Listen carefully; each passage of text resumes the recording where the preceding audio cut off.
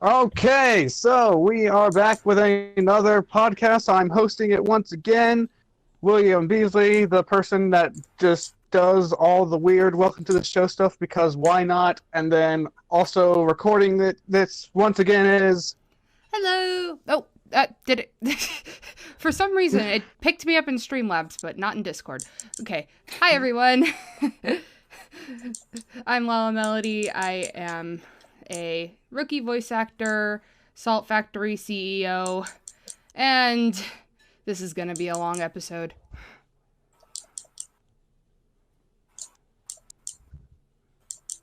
And then also we have. Whichever one of you wants to pipe in. I was going to say all the clicking should probably give away who's here. Wait, you guys can hear that? Yeah. Yep. Sorry about that. I didn't know it was that audible. Yeah, I'm playing. Yeah, I'm here, and I'm also playing Warframe as I talk to you guys. I'm one of those people who I need to have something visual in front of me to concentrate. So having Warframe that is it's very. The mission I'm playing is very routine, so it keeps my eyes focused, and then I can pay attention to what's actually being said. So sorry the clicking is so loud. There's literally nothing I can do about it. That's all right. It's good. It's not the worst. There are worse things in the world. That's good. All right. Anyway, yeah, I'm Lunacorva. I'm Shay. I'm the evil one. Which means I'm purple, because the evil one is purple. And then finally we have. Hello, Skyblaze here. I'm back for another podcast. And yeah, so funny you mentioned being the evil one, Shay, because I actually had a theme planned for this, and then I discarded that theme when I realized it probably wouldn't be the best idea, and then changed that theme to be villains. But before we get into that, what was your original theme? I'm curious. Genuine. Like, this isn't me being coy or a troll or anything. I'm genuinely curious. What was your original theme? My original theme was emotional moments, and like I'd have the topic would be like go through like what's everyone's biggest tearjerker moment, biggest nightmare feel, and like just go down the list. But then I was like, that's going to be a lot of feels in one sitting. Okay, I'm struggling to see what the downside is. I don't want to emotionally wreck everyone here. Still struggling to see the downside. Well, and villains works because you're here, okay? Okay, fine. But then again, emotional trauma would work because I'm here. Remember who came up with the Nora Jalaram idea? And that would have been my choice for tearjerker. Well, it would have been a war between that one and Arkoth's departure.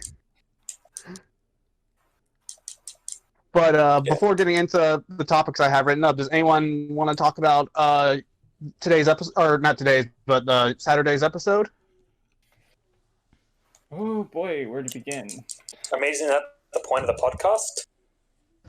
I mean, it's one of the points. Like, it's not just episode discussion, it's just welcome to the show discussion in general, and Fair also, enough. if we want to get derailed, I won't mind. Fair enough. Though there is something about that episode that I would like to say to put voiceover, I should say. Okay. So you've seen the whole planned thing, the whole battle plan that Jalam came up with. Yes. Voice came up with that almost completely by himself. Yeah. Doesn't surprise me, really, honestly. No, it does not surprise me. Even going further, like that was the second draft. The first one, he sent it to me and Josh, and I had a look at like one of my housemate Ash. He is a really good strategist, and we realized Voice had some good ideas, but it was also clear at that stage that he was still kind of new to this. Like, he didn't quite know like what the benefit of certain units was. Because it had everyone basically in a straight line, and when you're doing that, you're putting, like, for example, you're putting your cavalry directly behind your infantry, you're putting them at a disadvantage. Anyway, so I gave a bit of that advice to Voice, and this is how quick a learner he was. Only about maybe 2 days later, and if that, he had already taken all of that on board and come up with a battle plan that you are seeing. Oh, dang. I honestly expected there to be more drafts. Oh no, but it's like, compare what he originally had, which was decent but flawed and kind of bare bones to what he ended up with, what you guys seen. It honestly was like night and day. It was a dramatic improvement, and this was only after like a quick talk and maybe a days to think about it. So really impressive work for him there. He has been taking the whole "I'm the strategist now" role really seriously and has been putting a huge amount of effort into it. And it shows. Yeah. It really does.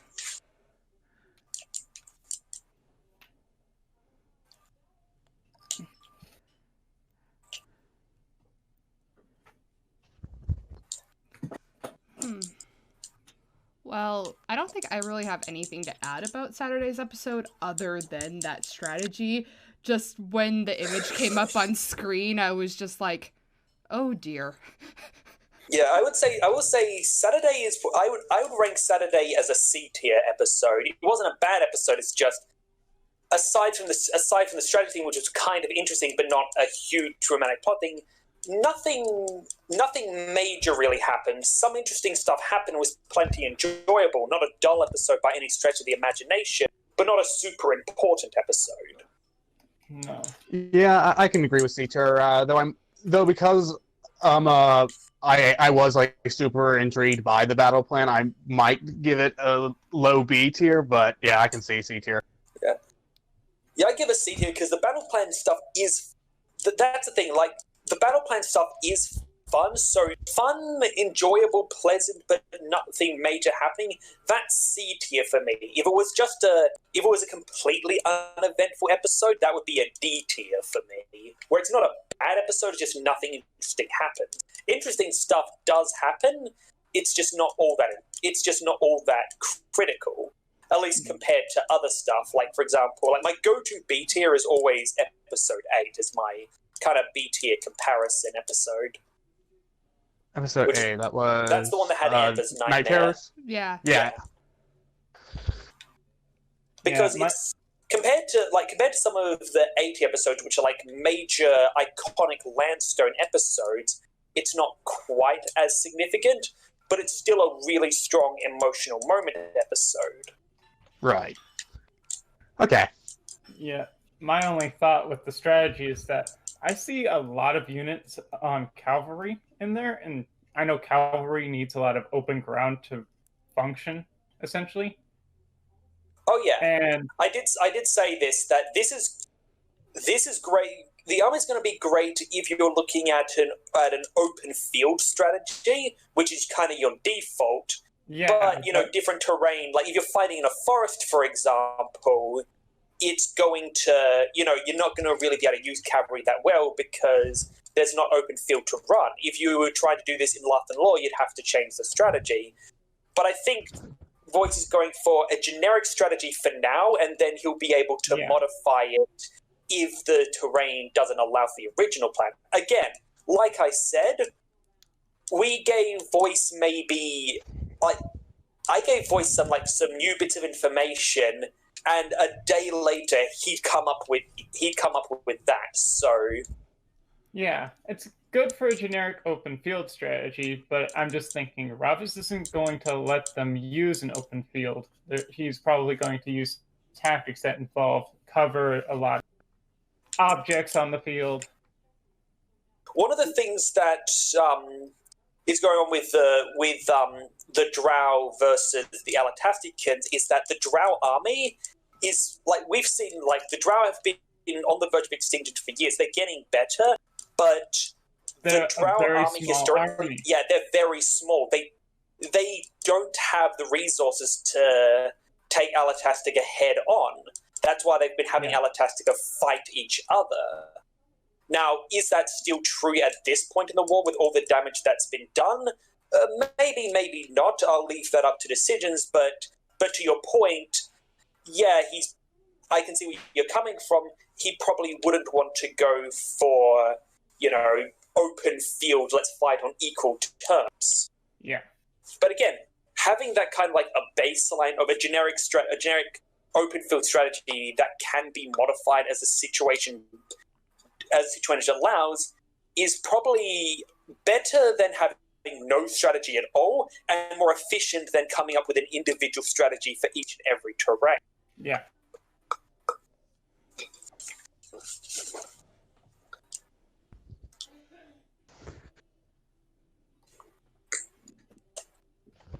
Well, okay then. Yeah. I'm trying to think of like anything other than than Jalarum's plan to really talk about from last week's episode, but they're Lightning Amber. Oh yeah. Oh yeah. Oh, that's gonna be fun. I don't know if y'all have seen like I know like that shit that you were like part of the like last parts of Sunless Citadel, but I don't know if you saw the episodes of like what happened before you got there. But I couldn't. I was like, did you watch the episodes of Sunless Citadel like before you joined the campaign or the one shot? I mean. Oh, you mean the thing with Alicia? Yes. No, I did not. Sorry. Okay. There was a moment in that where technically not my character. It was Zero's familiar that I was controlling got electrical powers, and I couldn't help but think of that when that moment happened. Speaking of breath weapons and Amber, I'm still breath weapons and the Summer Citadel campaign. I'm still remembering my fire kit. Oh yeah. Oh my gosh. No, when Amber got Electrosnip. when Amber got her lightning powers, I was just like, I'm firing my laser. I'm firing the laser. Yep. I wasn't gonna say it. That's what I was referencing, though. So I kind of figured. There's a character interaction that that's gonna come in next episode that I'm really interested in what you guys think of it. oh, that'd be something to look forward to. Can you give us vague hints and see if we can figure it out? No, because it's one of those things where if I were to give any kind of hint, you'd be able to pick up exactly what it is I'm talking about. So it's one of those things of you'll know it when you see it. Okay. Like even just mentioning the character, if I mention the subject, you'll figure out what it's about. If I mention which characters are talking, you'll figure what it's about. So That's I guess fair. that makes Well, sense. then I will patiently wait. Who am I kidding? I'm not going to be patient about it. anyway, so shall we get on to the theme? Yes, and I actually wanted to start it out by talking about everyone's least favorite villains from the series. Ooh.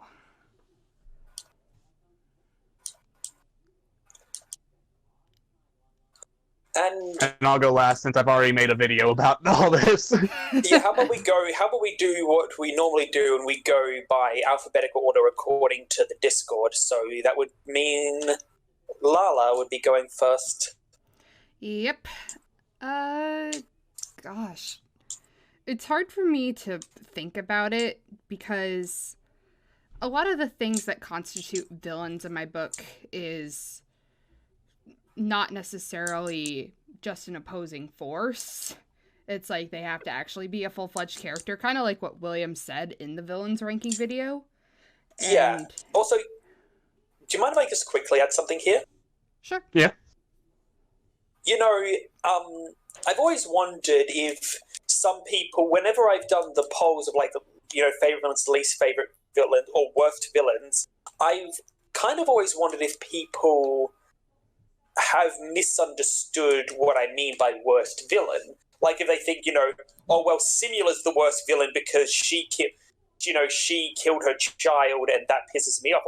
that's not being the worst villain because she kind of did her job as a villain. She got you pissed off. Worst villain would be a villain that you just find uninteresting or, makes you that you don't want to actually. It's not I want to see them be beaten. It's just I don't want to see them. So I've always wondered if people have misunderstood worst villain in that sense. I've never known, but it's always just been something in the back of my mind. Anyway, go ahead. Yeah, I kind of remember when I made my top 10 characters video. I can't remember who said it, but it was someone's like, Simula better not be on that list. Well, I mean, if it was top 11, she would because she is a good character. You don't have to you might not like her, but she's still a good character. Exactly. Mm-hmm. Honestly, thinking about the villains throughout the show, the hard thing to kind of realize is that there were a lot of ones that were one and done, and there have been, over the course of the show, more overarching villains. So I guess my least favorite of the one and dones would probably have to be Quintal Perix, just because he was there out of nowhere and then just served no other purpose other than the party going into hell. That's just kind of how I felt about it. As for overarching villains, gosh, I don't know really, because it's hard to think. Probably for an overarching threat. Ugh.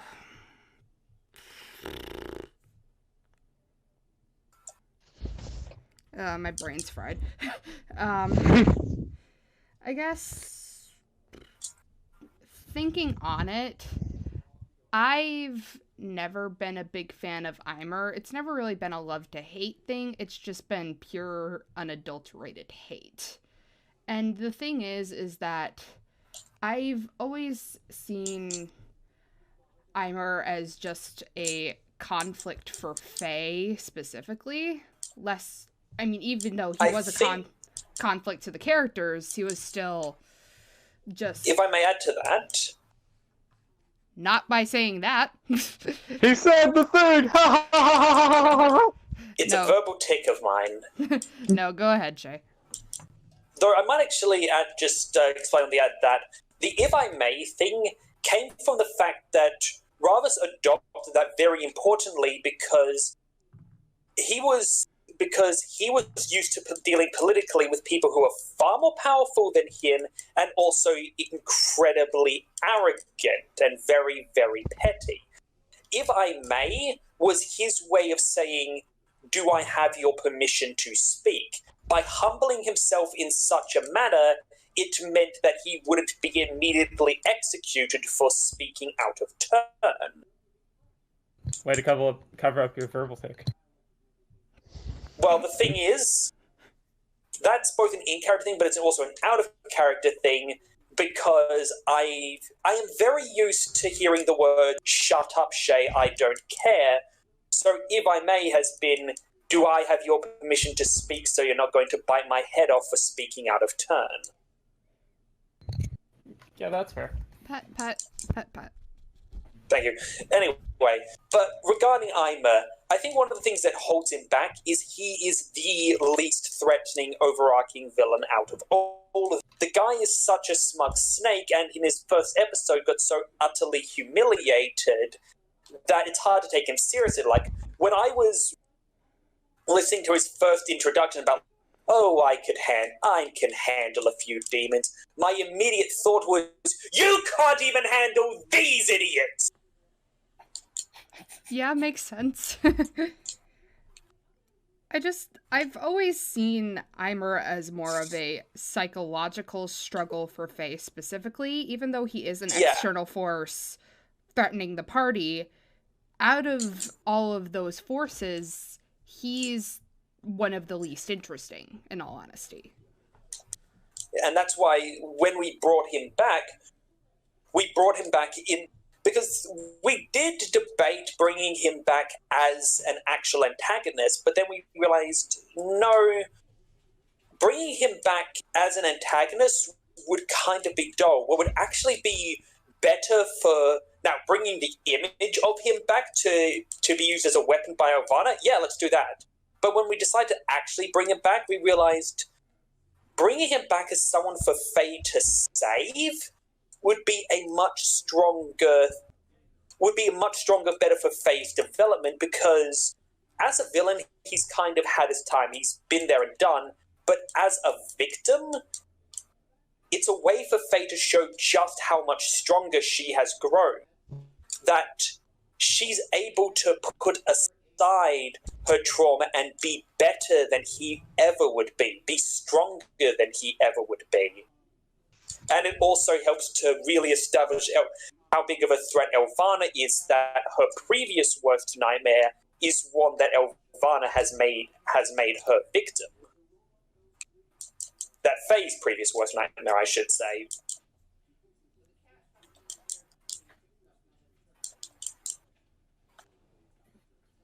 Hello? Oh, son of... What the... No, you're good. You're good. You're fine.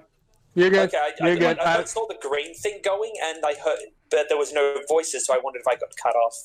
Nope. No, I just was waiting to see if you had more to say. Yeah. No. I heard, no, that was basically what I was saying. It's like, TODR, we felt it would be better... We felt it was actually going to be more... what's the word I'm looking for?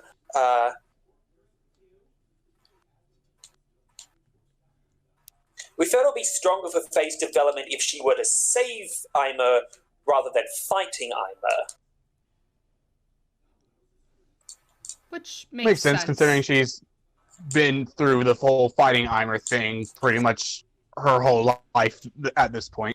Exactly. This was her way to show that, she had outgrown him. She had become better than him. And there was also the fact that Aimer's just like in terms of just sheer raw power, Faye's at the stage where I was like, oh crap, that's Faye? Eep. Yeah.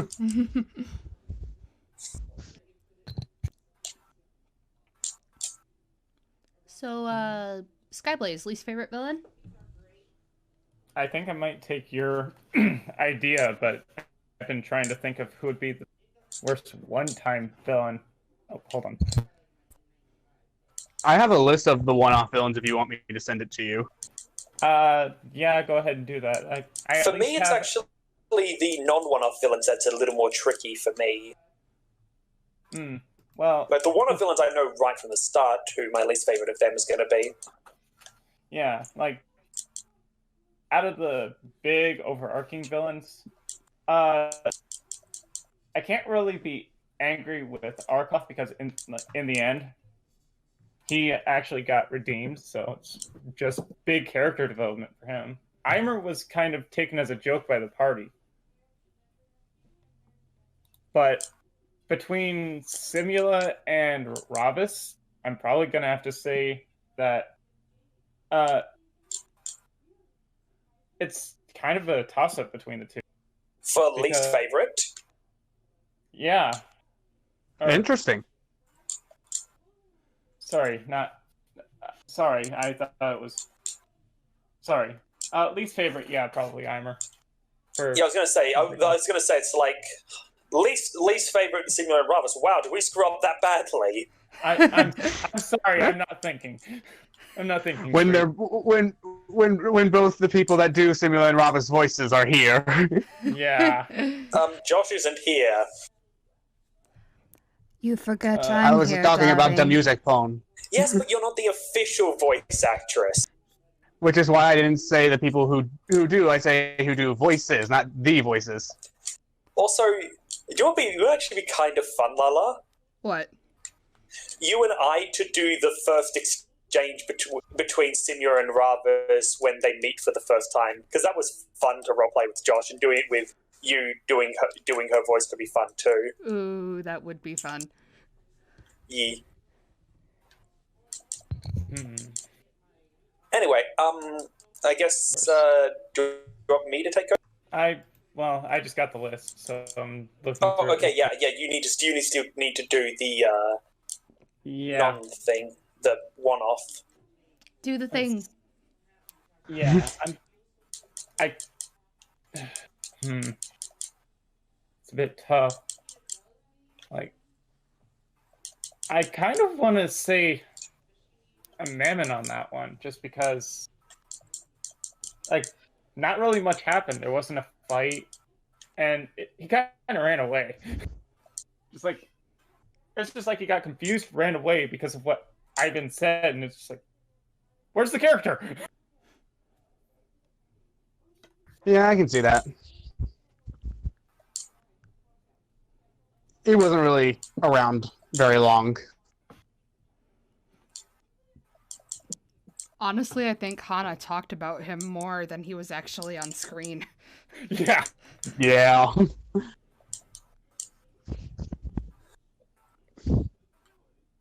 All right, I guess that leaves me at worst one-off. Hello? Am I Oh, right, invisible? I mean, so I'm gonna go sit in the corner. Good boy. At Though, least to you be aren't fair, threatening. I've been talking during everyone else's thing, so I guess it might be fair to skip me. At least you're not attempting suicide this time, William, and I don't have to yoink you off a cliff. No, I put you through enough of that this week. Thank you.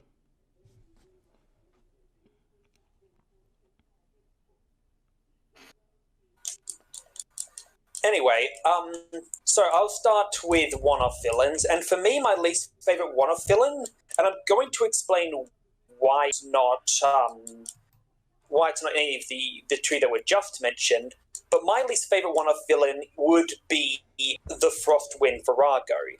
See, with Mammon, I felt that the way he was dealt with was really creative, and it was also that episode was how we were reintroduced to Arkoth. Plus, he had strong build-up. Quental Parek's fight was boring, yes, but at the same time, it led to the T-Rex Rose scene, and for better or worse, it's still a fight that was memorable. It left an impact, and it might have gone on too long, but there was a sense of drama to it.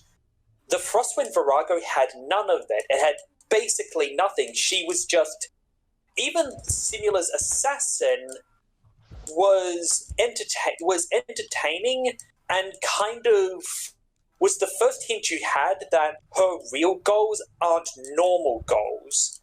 That, some people think that she's going for something like, world domination, and she's operating on a larger plan.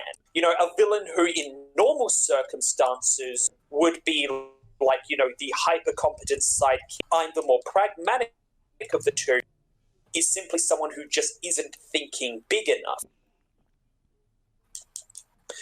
But with a Frostwind Virago, there's none of that. She's just some random horny woman that shows up, gets blue-balled, or I guess blue-overied, and decides to start a fight. And on top of that, she was in an episode which I consider one of the very few F-tier episodes in the series, and let's face it, her introduction gave Toon more chances to be skeevy, as if he needed any. Yeah. Which makes that entire... knowing about Toon now, that episode becomes...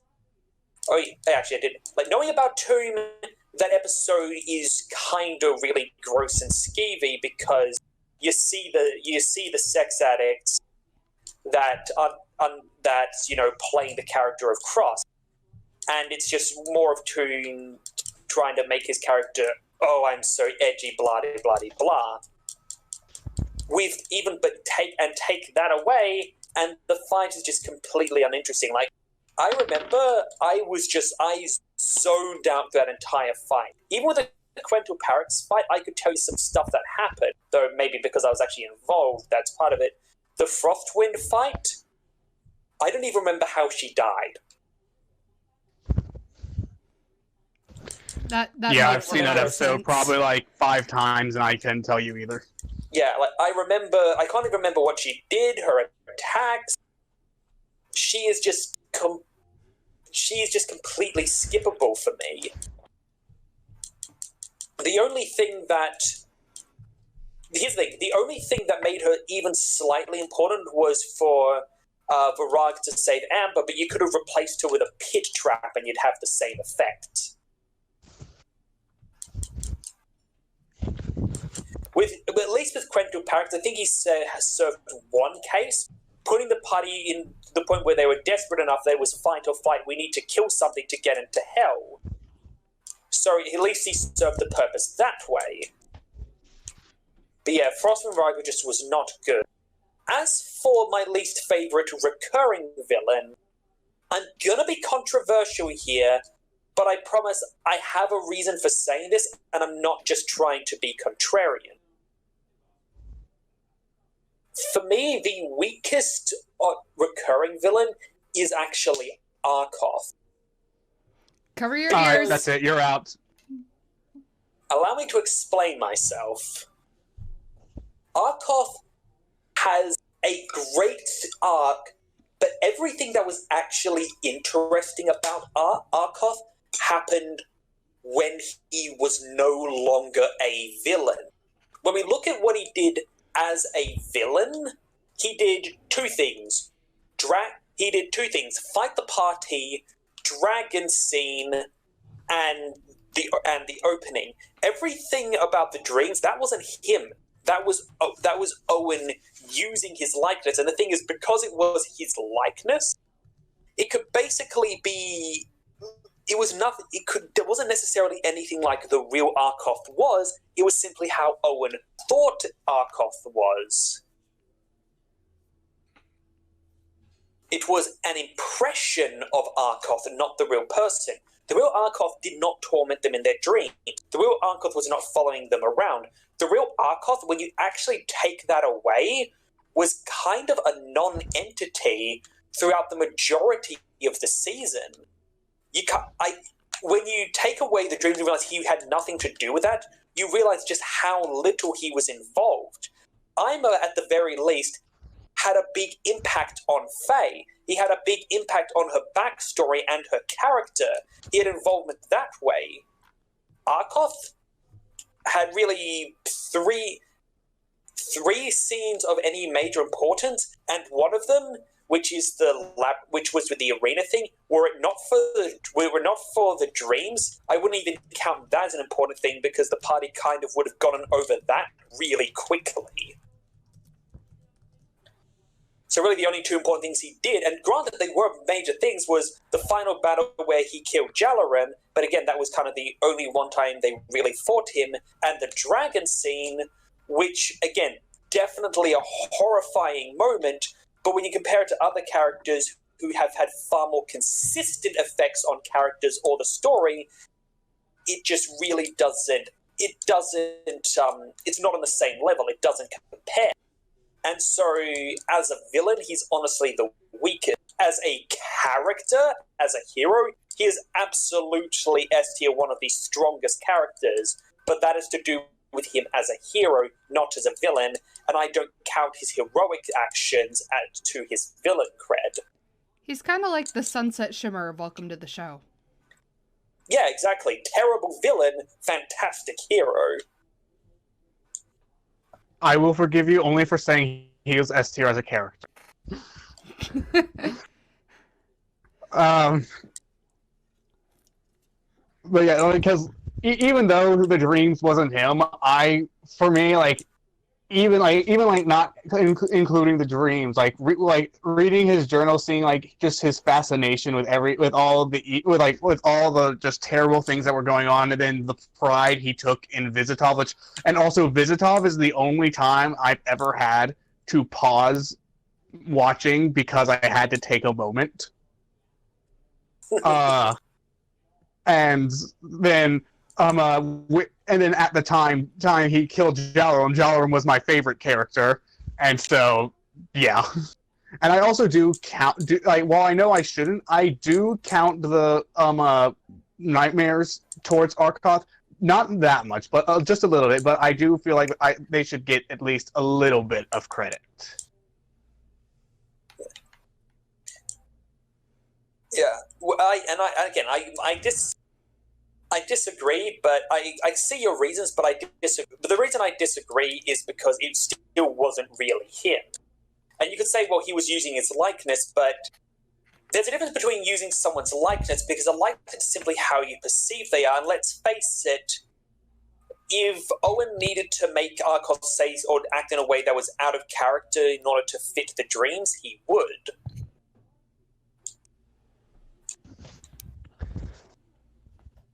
I get that, but again, it's just something that I feel like I know that it shouldn't get a lot of credit because it wasn't Arkoth, but because of how much it affected the party's feelings towards Arkoth, I feel like it should get at least a little bit of credit. Metal bias. I just think the only reason you're saying that is because you couldn't bring yourself to bring Arkoth anything lower than second place. You might be right. Metal bias. Hash you. No. But yeah, I don't know what to do now. Well, I guess we could go with the opposite end of the spectrum of favorite. Or did you? Well, what was the next on your agenda for the day with the villains list? Well, I wanted to go over mine just real quick. So while I do agree with who have not, for you plebeians who have not seen the villains ranking video. Yes. So I do agree with your reasoning for putting the Frostwind Virago lower than Parrots. The fact that you instinctively called her putting her the kind of proves my point. Yeah. But the thing is, I agree with everything you said, but at the same time, I have to put Quintal Perix below her because while, yes, I tune out when they fight the Frostwind Virago, I feel like the fight with Quintal Perix, well, yes, I'm paying attention a little bit more and I could tell you more about what happened. It feels like an endless trudge that goes on for like 8 episodes, even though it's only like 2. Yeah. And so I'm just like, can we please get this over with? Can we please get it over with? Every time I watch those episodes, and I just like every single moment Quintal Perix is on screen, I'm like, can we please be done with this person? We will finish this fight eventually. Yes, thank you. And I said before, I think in the comments. So this is for people who aren't on the Discord or just didn't see that at the time. For me, the Bowser Ball fight was Quintal, like, take away all the emotional stuff with Hana and Arkoth and everything. Just as a fight, the Bowser Ball fight was a Quintal Perix fight done right. Because both of them were damage-soaked bosses who seemed to be tanking everything the party threw at them. The difference was that Bowser Ball actually had an interesting move set that meant that when his turn came around, you were on your toes of what's he going to do. And he had a variety of attacks to throw at you, whereas Quintal Perix was doing nothing but tank, swing mace, tank, swing mace, tank, swing mace, tank, swing mace, tank, swing mace. Sweep.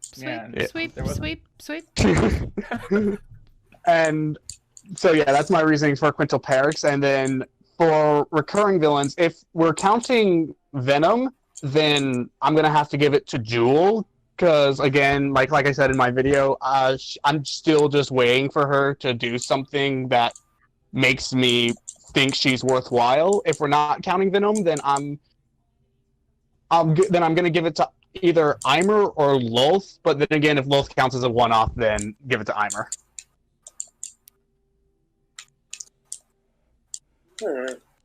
So, I've got a question for you. Shoot. If you were to, not including Ravus, because I think he should be like a category of his own, but if you were to not rank them individually, but rank Venom as a group, where would you put them on your on your list of top villains? Like as a group. Yeah. I would probably put them as a group. I'd probably put them above Eimer, but below Arca. Asmodeus. Between So those they'd be two. What about the Balor? Would they be above or below the Balor? I was cleaning out room in my Google storage because of some of the Citadel genetic things, and I deleted my the Google Doc that has my rankings, and now I gotta go back to my video to remember where I ranked the Valor.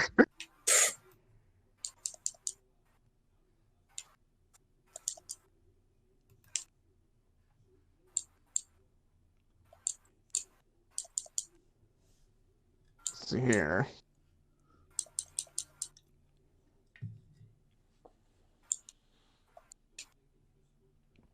There we go. Okay. Do do do do do do do.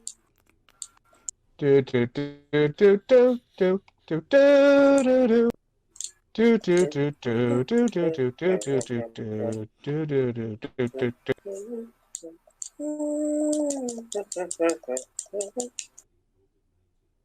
You're welcome. Oh wait, I just thought of a wait. I don't need to go. I just thought of an easier way. I can just go into fan videos and look at the tier list that you posted, Shay. Yeah, I was thinking the same thing too.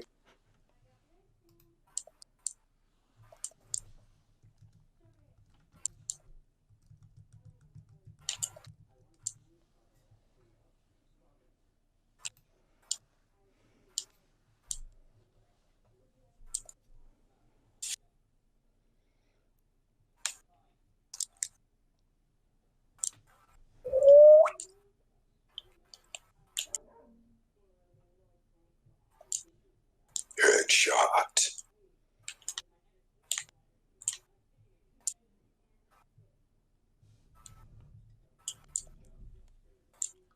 So it is now eerily quiet. Riveting content here, people. Yep. So anyway, while he's gone, okay. So I'm gonna ask you guys, you two, favorite and least favorite Venom members and why? Good question. That is a good question. And also, how does Venom as a group compare to the previous antagonists of Welcome to the Show? Is anyone there? Hello. Hello. Yeah. Nope, we're gone. We're disappeared. We've vanished. We've left you all alone. Well, time to resume my nap. See y'all. Get back here, you coward! Yoink! I've been doing a lot of yoinking the past week. Yeah. Sorry. I just thought of a terrible joke. I think we'd rather not hear it then. All right. So yeah, I don't know. I was hearing complete silence, so now I don't know if I was even coming through. You weren't. Yeah. I was not. Okay, well, I was saying that even though one of these two characters is a part of Venom, they looking at my list, I put Venom as a whole between Eimer and Sorn. Yep.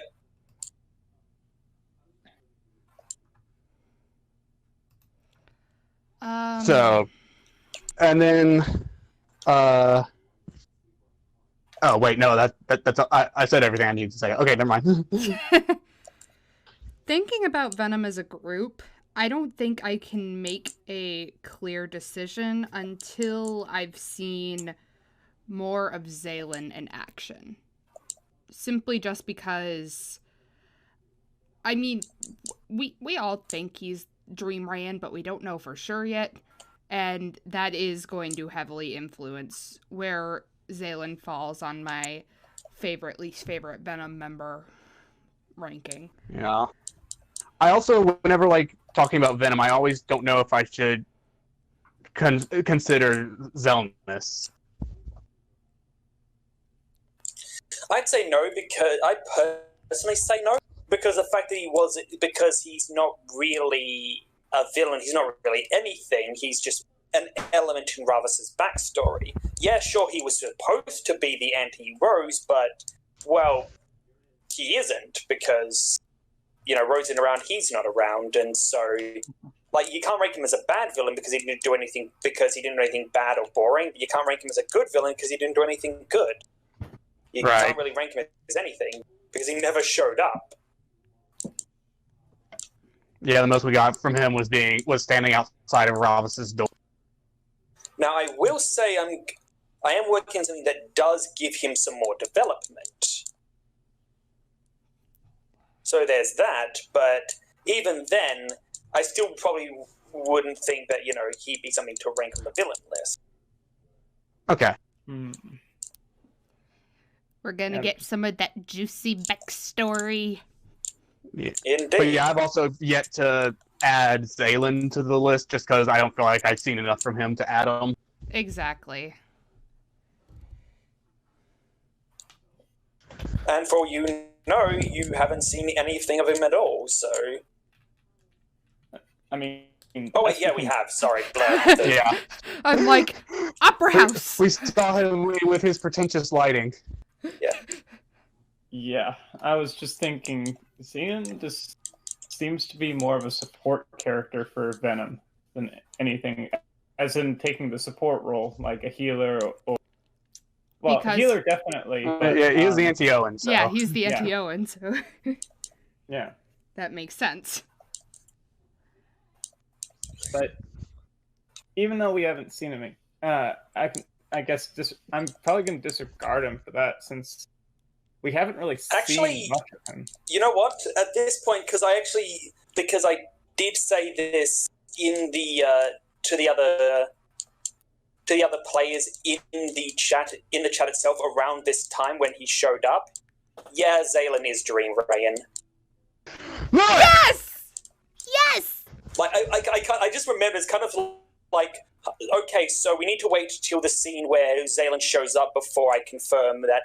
Wait a minute, he has showed up. That was supposed to be the point where we basically confirmed it. So yeah, he has been Dream Rayan. If you hear Something screaming... got officially confirmed on my podcast. Yay! Yeah, I may or may not have screamed and Discord didn't pick it up, but Streamlabs definitely did, so apologies, headphone users. Oh, this will be interesting. And I'm gonna have to watch it, and I'm gonna get to experience it first when I watch this back. Yay! Sorry. I know Discord did not pick it up at all. I kind of figured. But yeah, it's like, as I alluded to, like, for a bit of, like, a background information, as in, like, off-screen stuff, as I mentioned earlier, Ravus had had a conversation with Rayan when he was asking me about the party. And yes, Ari, that is canon because... Sorry, I get a little pet peeve with that because Ari keeps saying, this was my character, you should have done my character. It was not your character, it was an NPC you were voicing. Sorry, little pet peeve annoyance of mine. It was good. That's fair. You're good. You're good. Anyway. Why, Discord? Why aren't you picking me up? Sorry. You're being picked up there. Yeah, anyway, so Ravus knew Rain from a conversation he'd had with him. Now, he didn't remember him perfectly, but he still remembered. So when Venom realized that they kind of needed to, they're going to need to combat the party, Ravus let them read his mind so instead of him describing the party, they just know what he knows about them. So Ravus had seen the Rain outside Owen's door. He had met Rain enough to get a general idea of his personality, and so those memories combined together, Zalen had what he needed in order to create a copy of him and use that against Owen. Yeah. Yeah, So- from the first time that Zaylen visited Owen's dream and called him Vorgren, I'm like Rayan was there when Owen said he would rather leave Vorgren Vineblight behind. Rayan would not be calling him this. This has got to be someone else. Yeah. Of course, there was also the possibility that something had happened to Rayan to really change him, because it had been so long, and we'd already seen something had happened to Alatastica to change it. So, True. and that was a lot of people's theories that maybe Rayan had changed. Yeah, and that's why I didn't completely rule out that Dream Rayan was indeed Rayan Dalgo, but I just was having trouble really seeing it be that. It was a possibility, but it was highly unlikely. Yeah. Yeah. Yeah, and kind of what... I mean, I was kind of stuck on that theory that Zaylen was Dream Rayan. When I heard what about the Ranger? What about him? Yeah, like I said, that was meant to just be a dig across. Ah. Yeah, I had a feeling that's all it was. Yeah. Yeah. So, It's just, it was just curious, like, okay, like, the whole thing with it, I was just curious, okay, you've gone on this giant tirade. By the way, I love that tirade, personally. Oh, Cruel Tirade, yeah. Giant tirade against the entire party. I'm curious, what would you have to say about the one person that even the rest of the party doesn't like? I mean, not including Owen.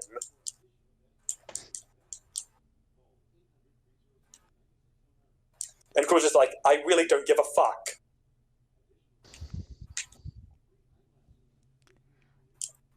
Also, speaking of which, has those scenes with Cruel increased or lowered him on your tier list? On your ranking list, William? I'm taking a look at my list, and I'm gonna have to say no, just because the one that's directly above him is the Balor, and while he has gotten better for me, I don't think he's quite crossed the Balor yet. Yeah, that makes sense. It's because I remember, like, at the time, you were like, you made a very good point with, we don't really know much about him, he's just kind of been the silent antagonist, and it's like, I knew that there was stuff coming that would give him a lot more personality, because as I said, you know, we never intended for him to be the, we never intended for him to be the Jason Voorhees character, we just, because every time his show was a fight scene and Josh wasn't able to really give him much dialogue during that time just because he had so much to concentrate on, it led to him being, you know, having very little to say every time he was on screen. Yeah. Yeah. But yeah, like Cruel, like those scenes, like the Cruel talking with Ravis, and then the training scene, it did definitely bump him up closer to passing the Ballard, but I just don't feel like he's gotten quite to that point yet. Yeah, I can totally get you on that. But yeah, it's like Cruel, we kind of wanted to do a bit of damage control because we felt that the perception that he was getting was, the way he was being perceived was not what we intended, and it was far less, for me I thought it was far less interesting than intended, whereas an example of the opposite would be Sorn. It's like people have been talking about how Sorn's one of the more emotional characters, and when I first made him, I perceived him as one of the more calm, stoic characters, but the perception of him being, you know, more emotional, I'm like, you know, the more I think about it, that actually really fits. I like that. I like that, you know, I like this interpretation of him. I think that works a lot better than what I had originally perceived. alrighty then. Oh yeah, no, I love what's been done with Sorn. Alright, so do we want to move on to favorite villains? Not yet. I actually wanted to cover that one as like the last, like kind of bookend it with like least favorite and then favorites. The next topic I was thinking about moving on to is a villain that that you'd like to see either see show up again, or just want that, or that we're already seeing a good amount of, but you want to see more of. I'll go first. Ravas, because if he stops showing up, I'm out of a job. That is a very good reasoning. Yes.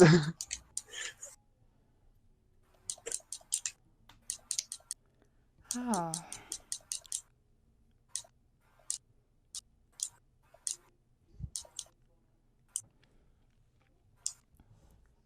Tough decision, because I normally don't think about that. Right? I do really want to see what Simula has in store for Eimer. Because she just kind of comes in and yoinks him, and it's just like... I don't like sharing my toys. I'm taking this. Hi, I'm gonna take this. Bye. Don't mind me, I'm just going to take this. I guess while y'all are thinking, I'll go ahead and share mine. Mine's a bit of a three-way tie. Yes, I do want to see more Simula, because like that little yoinking of Eimer was the only thing we've seen from her in season 4, and with how much of a presence she was the past 3 seasons, it's just like, wait, okay, something big's going on with her. I need to know what it is now, because of everything things have been hinted at with Simula even before that this season, like with Asmodeus' question. Yeah, with Azzy asking if they had heard from Simula at all, then of course they hadn't. But then also this one, you're all gonna groan at me, Arkoth. No shit. And other news, water's wet. Except he's not a villain anymore, so it doesn't count. Let me have this, dang it! No. But then also, I've been saying it for months now. Let us go back to the Mummy Lord, please. It is no longer too soon. He's not again, the Mummy Lord. I agree with that commenter said. The Mummy Lord's not a villain. At most, the fight was a misunderstanding. I still count him. Okay, fine. If we're going with actual villains, then yeah, we'll go with Simula. And then I'd also kind of want to see what would happen if Varska found a way to come back. Yeah, I kind of disagree on that one, simply because Varska was only really interesting as an antagonist to Rose. With Rose gone, Varska doesn't really have a hook. Well, I was thinking that he could, like even though Rose is gone, I feel like if he is threatening NASA again, seeing him and Arden go at blows would be interesting. I mean, maybe. I can kind of see your point there. But then again, if this were a story about Arden, then yeah, great idea, but it's kind of not. Arden's a background character. So if Arden became a party member and then that happened, sure, great, yes. But for the party we have, he has no play. Okay. Maybe season 5? Maybe. I mean, I don't know exactly how he's going to come up after the meteor that hits Alatastica. I mean, never mind, don't forget that. Oh, don't worry, we've known about Cumulus for a while. Yeah. But also with mentioning season 5, to the tinfoil. Don't worry, I'll use less glitter. Thank you. But as for Lala, yeah, villains that you'd want to see return. I already said mine. You did? Yeah. I haven't said mine yet. Oh, sorry. Yeah, I'd just been thinking. Don't really agree with Simula, because even though Simula has appeared and it's like, what's she doing behind the scenes? More of a third party in this situation. I don't know exactly if she's had evil intent, good intent, but I feel like she's trying to change things against Asmodeus' will, is where I'm thinking what she's doing, and probably needs Eimer's help to do that.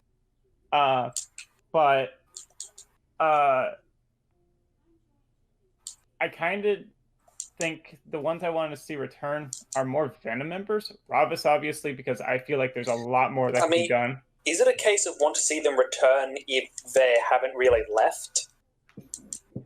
Fair enough. Because I think William's referring to villains that have been gone for a while that you want to see return, not villains that weren't on screen the last episode. Yeah, that's kind of what I was getting at. Like, villains that haven't really been seen since seasons 2 or 3 or 1. Yeah. Then if that's the case, then probably the Vistus, because I feel like there was a lot of potential that got missed with that. Actually, a really good choice. I did throw out the idea a while back of the party maybe like summoning Levistus to get revenge on Rava. Oh, that'd be fun. Oh my gosh, that is beautiful. No. Okay, hands up anyone here who hasn't seen Avatar: The Last Airbender.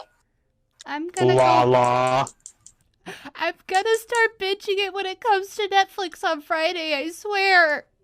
I actually thought that would be literally no one, so shame on you. But anyway, okay. Don't worry, I've already given her enough flack for that. Anyway, I'm going to describe a scene, and the other two will know what I'm talking about exactly, but there's this one scene where the bad guy, the main villain of the first season, is chatting about his plan, where all of a sudden this random soldier from the good guys charges at him, knife drawn, gets thrown overboard, and the bad guy just keeps on talking about his plans. Like, so, as I was saying... Oh my gosh. That was so satisfying to watch, though.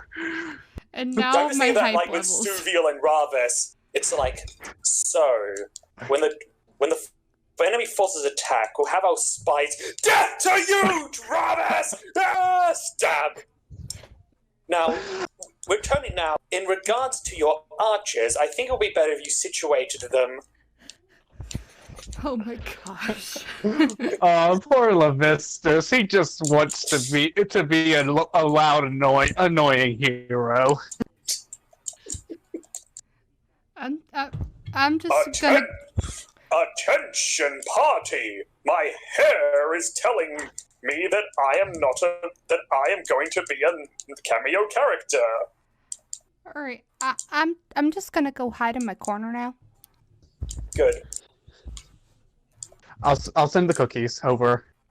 Thank you. No. Also, actually, Lala, and this is also to William as well. Okay. Regarding Simula, one of the things that that Josh and I were keeping in mind is to make sure that Simula never overstayed her welcome. Like, we didn't want to completely get rid of her because of her importance, but at the same time, we knew that we couldn't just do a greatest hit. We knew that we couldn't just be, every time Simula shows up, it's going to be, the first 2 seasons on loop again, because that would get dull quick. We've seen that. So we made it a point that every time she returns, it's in a new context that keeps things interesting. Like in season 3, she returned as a guide. That was a new context, a new way for her to be presented in interacting with the hero. In season 4, we've got whatever the heck is going on in season 4. It's different, so it's not just repeat the same type stuff as before, and it also means that I think by this point, if Simula did take over as the main villain, it was a return to that, it wouldn't feel like a repeat because there's been time between, her stints as villain. Time and also a lot more power. Indeed. Just a bit. Just go. Shh. Oh yeah, just a bit. Just becoming a god, that's no big problem. Yeah, I mean, it's no big deal. Yeah, yeah, Rhyme. Not only is Simula not dead, she's all powerful now. She's not all powerful, she's just more powerful. Well, yeah, but saying it that way makes it funnier. I guess. Okay, so I guess for the next topic, as everyone said, kind of everything they wanted to say for that. Everyone except me, because I only said mine jokingly. But to be honest, in all honesty, every villain that has been gone is either region locked, like the Devils, or the Devils is someone I didn't think of, but is honestly a good idea, like Levistus, who is one of the Devils, but meh. Or is someone who I think, honestly, their time... Actually, I will say one, but it's a different capacity. I think it would be cool to see a Bala return. Not the Bala, but a Bala show up. Just to have the party, take care of it in seconds to show, how far they've grown. That something that used to be a beast of nightmares is now something that they can handle easily. I mean, I'm just going to do a headcount of things that the party have faced and defeated that is as strong, if not stronger, than the Bala. Quentril Parix, Mammon, Belial, Bait Balzabul, Levistus, the Tarask, the Necronaut, Yeah. Venom. Yeah, season 1, run away, oh my gosh, it killed Jim! Keep running! If it comes up in season 4, flick. Flick, smack, smack, smack, smack, smack. I mean, I'm sure Amber alone could just go up to the Valor and go, why are you hitting yourself? Why are you hitting yourself? Why are you hitting yourself? Oh my gosh. I don't know. I think I was about to say that I think at this point the Bala would be a threat to individual members, but would not stand a chance against the full team. But then I raised, actually no, the team's kind of taken on enemies that are a lot higher level, so maybe not. I don't know. Okay, I will say this: if an individual party member can take on the Bala, then Ravus is actually stronger than the Bala.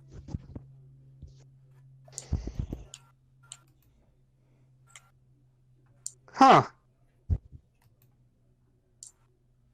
Because I don't know Ravus how to is feel at about least as that. strong as an individual party member, if not stronger. So Yeah. Although a lot of Ravus' kit does come from tactics as well. okay, then shall we say as dangerous as the Bala? Yeah, that's Yeah. a better Yeah. result. Oh yeah, other characters who are just as strong as the Bala, not stronger than Bala. Simula, Arkoth. Hmm. I'm not grinning.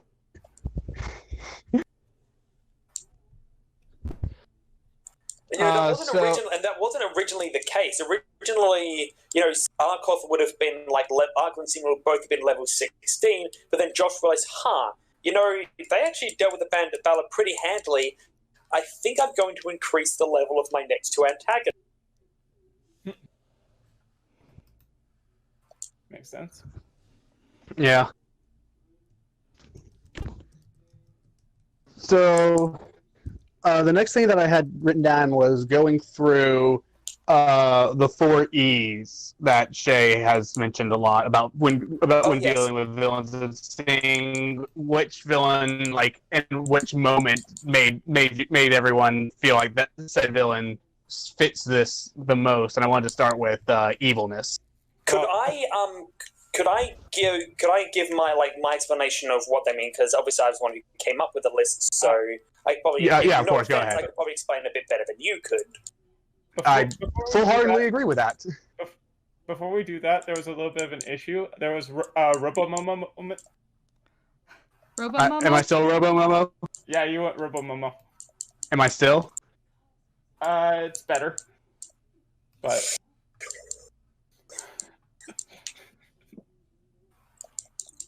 if it gets bad again, just let me know and I'll disconnect.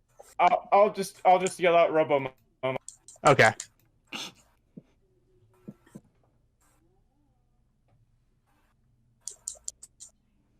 Anyway, so evilness. Evilness is, well, pretty self-explanatory. It's a measure of how evil a character is. Because everything else being equal, you're going to remember a serial killer more than a petty crook.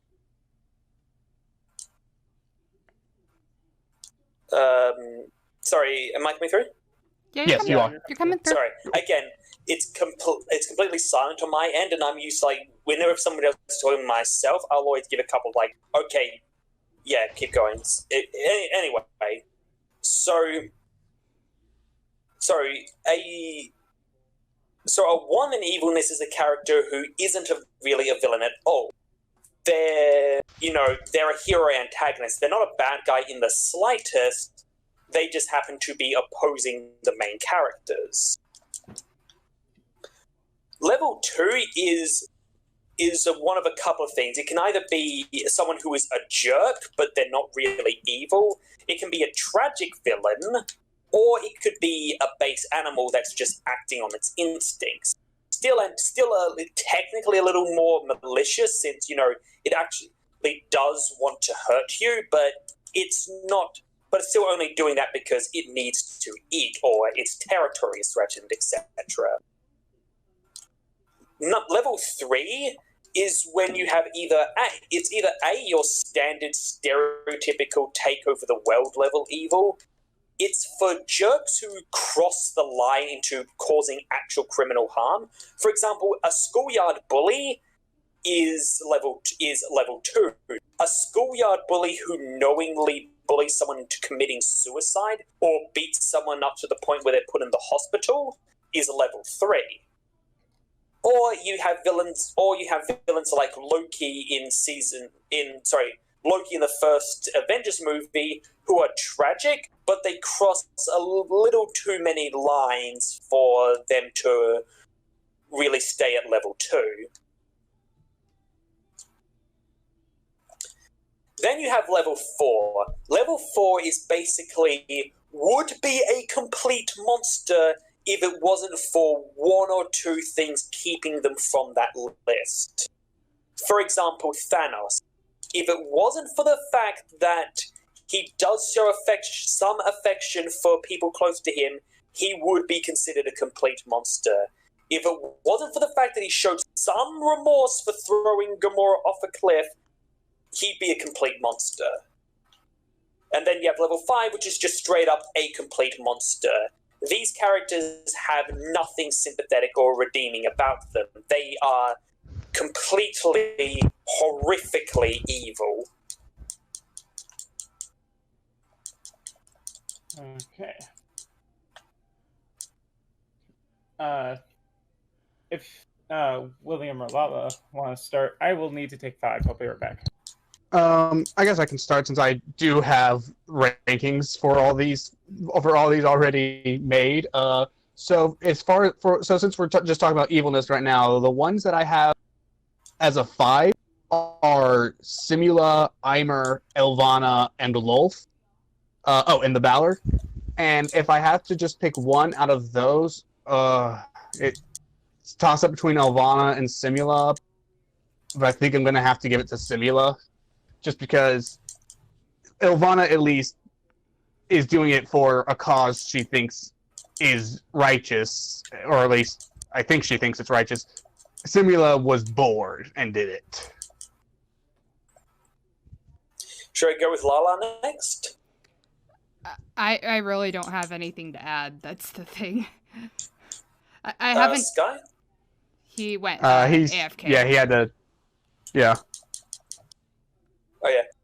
So if I may, add my hat into this ring.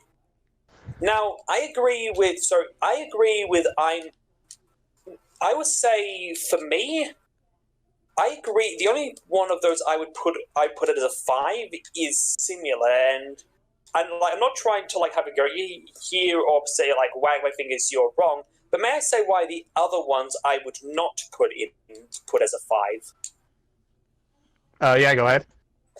Eimer is cruel, but I don't think he ever does something horrific enough in order to put him as a 5. He's an abusive bully, and that definitely gets him a 3, but he never did something like, say, cause a war that got millions of people killed and tried to abort his own child just because he was born. With Elvana, you kind of touched on exactly why she's not a 5 in my eye. Because, as you said, she is loyal to Ravus, and she is doing for what she perceives as a good cause. And remember what I said, a 4 would be a complete monster if it weren't for 1 or 2 mitigating factors. And she has one mitigating factor, being that, she's doing what she thinks is the right thing, and she has genuine loyalty.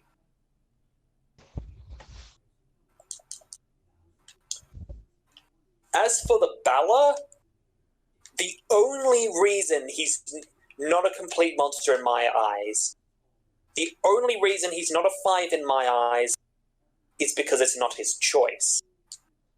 He is literally a being that is evil incarnated. He was born evil. He is made out of pure... He is literally chaos and evil itself given a physical form. It is he could basic... no more... He could no more be... He is no more capable of being good than a flame is of being wet. Oddly enough, that's the exact reason why I did make him a 5. Yeah. Whereas I didn't, because to me, to get to a 5, it has to be your own conscious choice. So basically what you're saying, Lunacorva, is that it's more of an instinct for him to be evil rather than a choice. More or less, yes. Now, I still don't put him as a 2 because I think there is a level of sadism and cruelty to his actions that goes beyond a base animal acting, that goes a little beyond a base animal acting on instincts. I think his actions are easily enough to put him as a 5. But I think he has that one mitigating factor of, he has no choice in the matter that keeps him out of a straight up 5. Yeah. And my reasoning for putting when I made this, I did a debate with myself a lot about putting Elvon as a 4 or a 5. The reason why I did end up picking 5 was just how much she seemed to enjoy fixing people. Yeah, and to me, that's what puts her in a 4. Like, that to me, that level of horrific sadism is what puts her in a 4 and not a 3. Like, for me, to get into a 4, you need to do something disturbingly evil. Like, you need to do something that makes you stand out even compared to other villains. So, she definitely gets into a 4. But in order to get into a 5, you also cannot have any kind of redeeming qualities, and Elvana does have 1 or 2 redeeming qualities, if you follow me. Yeah, that's fair, yeah. Yeah. I mean, the only one I can remember as a 5 is Simula at this point. Yeah. Maybe Asmodeus, but I think we need to see more of him. Then again, Asmodeus did care for his wife, so he's kind of disqualified too. I did also have Lolth as a 5. Would you debate that? I would agree. Lolth comes in as a definite 5. Okay. Because the stuff she put her people through was absolutely horrid, and she only ever did it for her own out of pettiness and hedonism. She has nothing redeeming about him. She has no care for anyone except herself. Yeah.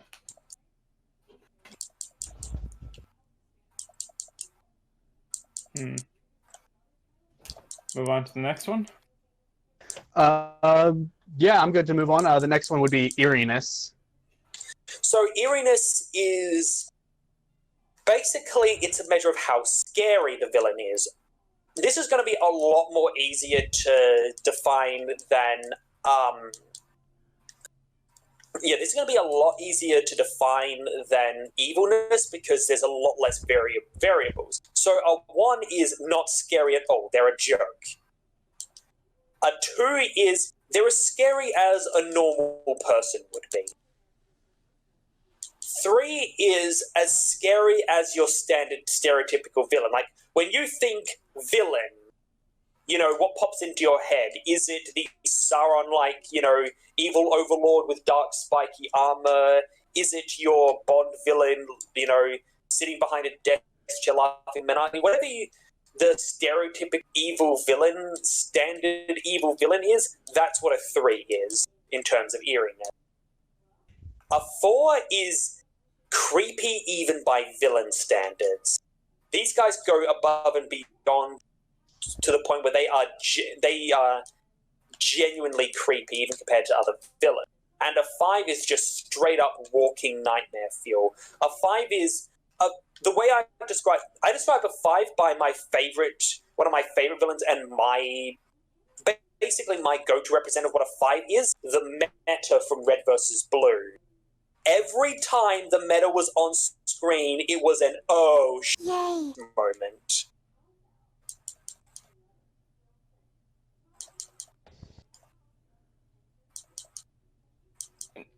No, I don't really have reference because I haven't watched Red vs. Blue, so... But yeah, so basically, a 5 is I haven't, yeah, I know. A villain who, anytime they are on screen, it's an oh crap moment. You know the villains that get those reactions where any moment they show up or their music plays or you hear their footsteps and immediately has a reaction of crap, crap, crap, crap, crap. Yeah, it's something I know you'll get, Lala. It's kind of like that one episode in season 2 of DuckTales with that when Magica and the Dream episode. Magica was essentially that. Yeah, I can imagine that.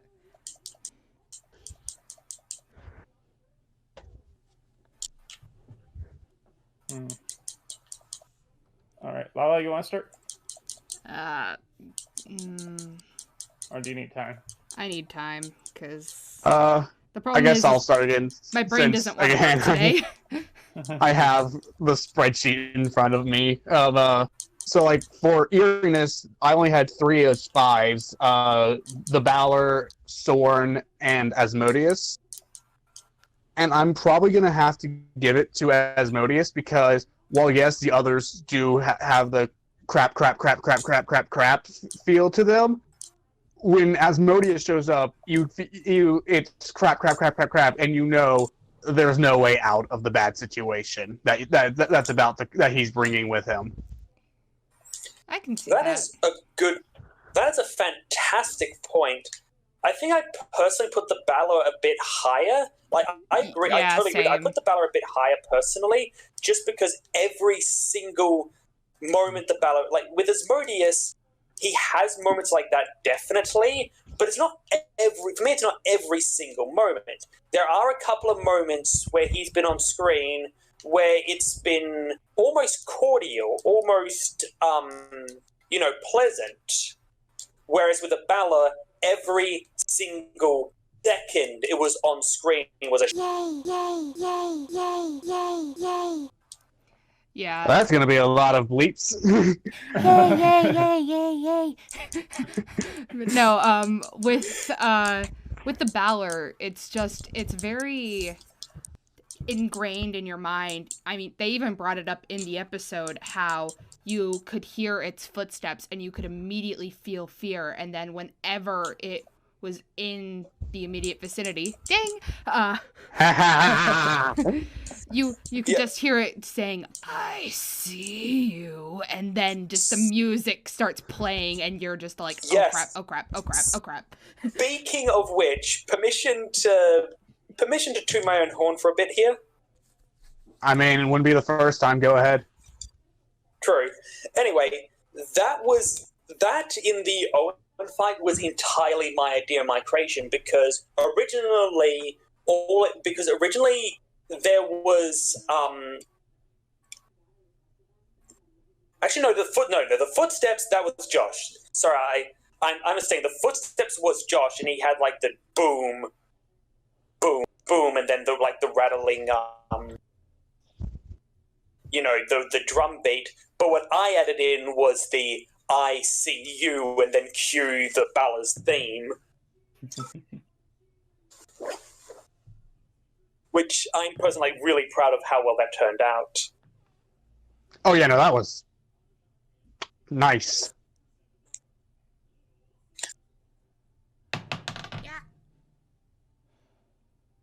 And if I can give a little bit of a preview of something.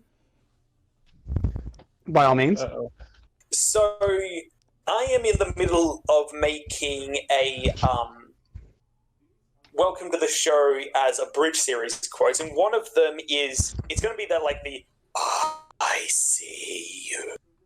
And it cuts across a crowd, and the labels are going to be the players, the fan. So it's going to be the party, the players, the fans, fucking everyone.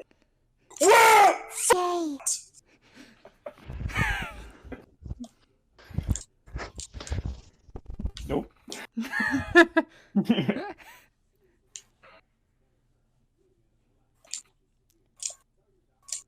Okay, moving on. Skyblaze, do you have anyone else you want to throw into the pot? I've been thinking on it. It's just I feel like that there should be something, but it's not coming to mind. I don't want to give the Balor because yes, it was a very scary thing, and yes, it up there, but it's not the biggest thing that they fought, and it was more of an emotional, very big monster and an emotional hurdle that they finally got across in season 3. And at this point, if they fought it, well, they'd have to fight multiple just to be on their toes, and that would definitely be an oh yeah. But I feel like there are villains that can do better. I think I just can't. Nothing else is coming to mind. So the Balor is probably my best bet. Well, I mean, going by that logic, why not Asmodeus? He's someone who still cuts a hugely intimidating presence, as Williams said. Can give multiple oh crap moments, and as William pointed out, they haven't been able to really get the best of him at this point.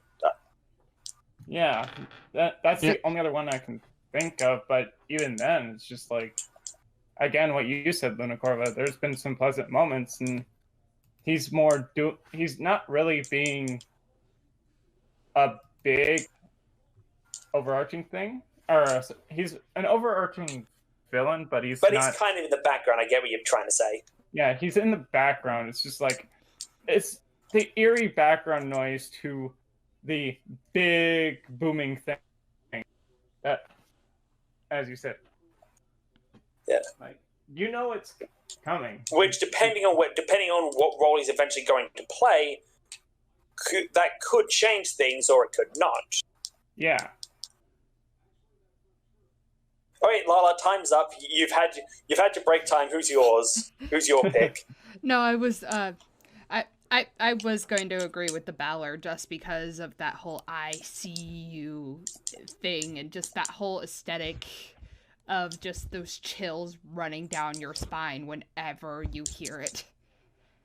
Yeah, again, that was my thing. It's as I was doing the audio editing, I was thinking, wait, no. There are two things we need to have. One is I see you. We need to have that recurring calling card, and we also need to bring back its theme.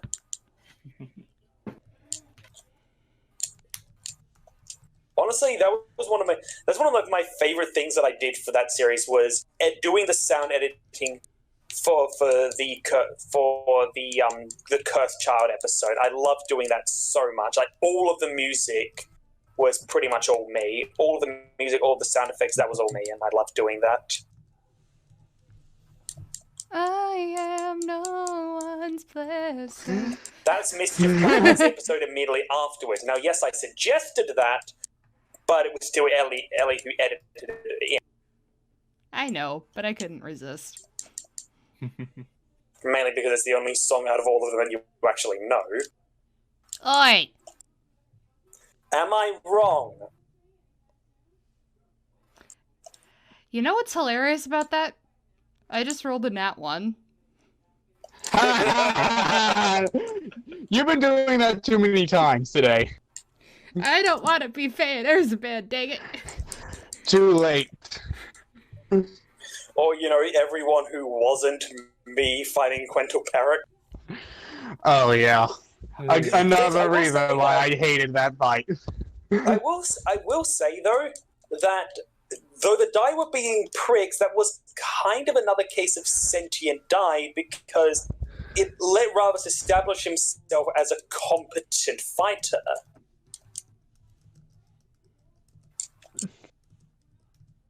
You're making something positive out of something I don't like. Curse you! Well, I am serious. It's like, I kind of think, had it not been for a lot of that in that session, Ravus probably would have earned the status welcome very quickly, because it would have been like, you know, you're as much of a screw-up as we are, and you're an asshole. But by establishing himself as very competent, it was like, okay, we have a reason why we keep you around.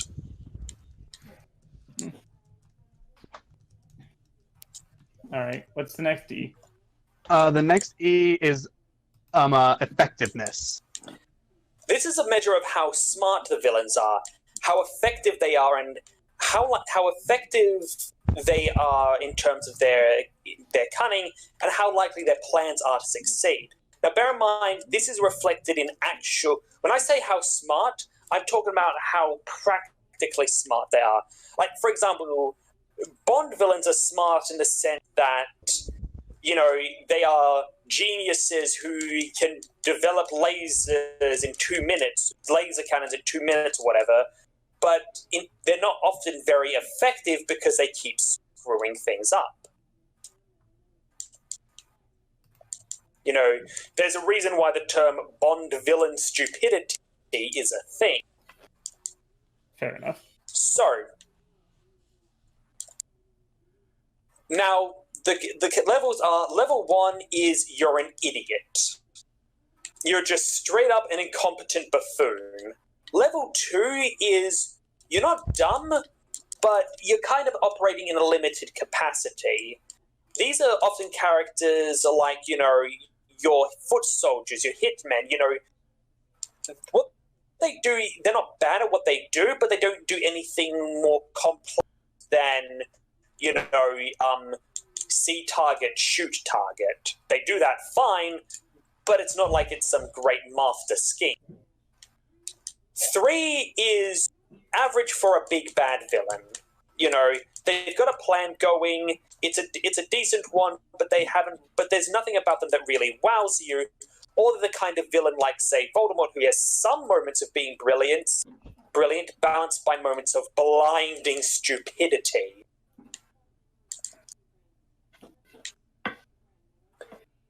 Then a 4 is, they have several moments where it's like, okay, you're actually pretty clever. You know, they are clever, you know, even compared to your standard villain. They are uncommonly clever.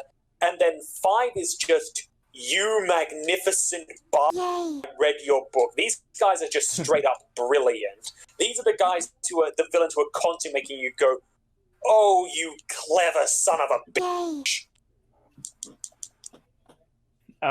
Mind if I start then? Yep. Well, Yeah, go ahead. the three that hit the top of my list instantly were Simula, Ravus, and Asmodeus, but I'm going to give it to Asmodeus. A lot of his schemes have not failed yet. True, but this isn't just me tooting the Ravus horn, but I could give an argument for why Asmodeus would actually be a bit lower. Yeah, I actually have Asmodeus as a 4. Well, I could still see Asmodeus as a 5, definitely, but I could also see him ranking a little bit lower than the previous 2, and here's why. Asmodeus is playing on easy mode. He's a god going up against a group of mortals. He's succeeded with ease because they're not really able to challenge him. Is it really a sign of great brilliance when you're a level 20 character beating a bunch of level 1 characters? I'm more impressed with what Simula does, because with her there was an actual challenge. There was an obstacle to her schemes. She had to manipulate a group of people. She had to manipulate multiple entire kingdoms, in some cases almost single-handedly by herself, since even her allies were still her pawns. Asmodeus, it's like Simula actually played a game of chess with everyone, or Magic the Gathering, or whatever strategy game you want to use. Okay, Simula actually outplayed everyone. Asmodeus technically outplayed everyone, except it was a game where it was him against a player with only one king, and all of his pawns had already been queened from the start. Fair. And also the player won, he could just pull out a gun and shoot them. It's like he's definitely smart, but he already has such a huge advantage as it is that I don't think it's fair to compare what he's done in terms of tactics and, brilliance to what the other two have done. Or at least the other one. I don't want to toot my own horn too much. Yeah, then actually I would give it to Robus, just because Simula is more doing it out of boredom, and her goal was just entertainment. Robus is doing this to try and benefit his race, and doing extremely well. Fair. I think, again, I don't mean to poo-poo you or anything, but I feel that you're kind of missing the point. Maybe. That effectiveness is a measure of what you do, not why you do it. Fair so, enough. Like, for example, your point there would come under, like, who is more evil, Simula or Ravus? And Simula's definitely more evil because you're doing it out of boredom. But does their motive have any bearing on what they do or how clever it was? It's like, let's say that Simula had the same motive as Ravus. Would that make her manipulating the party any more or less impressive? You know what I mean? No. Fair enough. It's still the exact same action, it's still the exact same scheme. So if we're comparing, like, how would you look at them if we're comparing how they are as schemers? If we're comparing what they actually do in their plans, not why they make the plans. Yeah, then that would change it over to Simula. Because Simula has been far more effective in that sense. The two fives that I have are Simula and Ravus. And I actually feel like I have to give it to Ravus just because of how many times throughout Season 4 that Ravus has done something. I'm just like, gosh darn it, Ravus, why are you so smart? I think when comparing Ravus to Simula, it really is there's an argument to be made for either one of them. Simula never really suffered a setback. Simula from the start was, her plan basically went perfectly from from stage 1 to stage 2. Ravus suffered more setbacks, but at the same time, you could then give the point to Ravus there because he did a better job of improvising and, having a plan B and coming back from those setbacks. It's like you get the feeling, especially with how she treated how she flipped out whenever anything went against her plan, that if Simula was forced into a position where she had to improvise, she'd be kind of screwed. If things went off the rails, Simula would not know what to do, whereas with Ravus would adapt a lot easier. But then again, Ravus needed to adapt, Simula didn't. So, which is better? It kind of depends on how you look at it. Right. Though, I guess you could give a point to Ravus for the fact that he technically did out-gambit Simula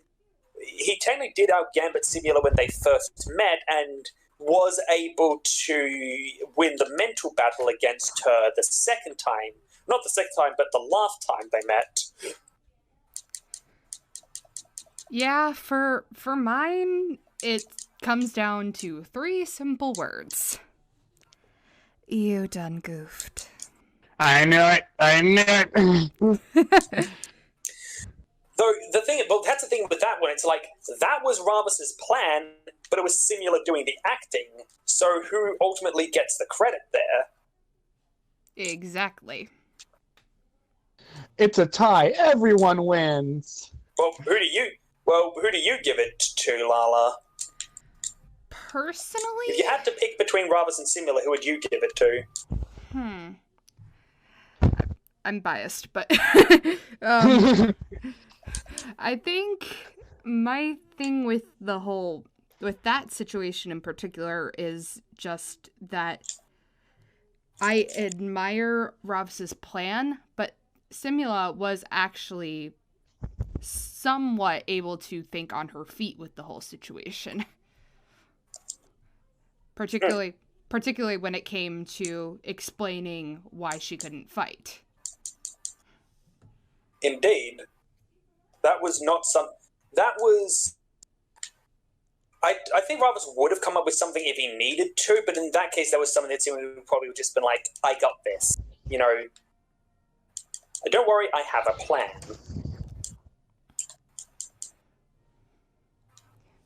But yeah, I think I'd... It's hard to choose between the two of them because Ravus is good at thinking on his feet and being able to improvise when something goes wrong, but Simula, her plan, she's incredibly effective when she has the game board laid out. So it's really hard for me to choose between the two.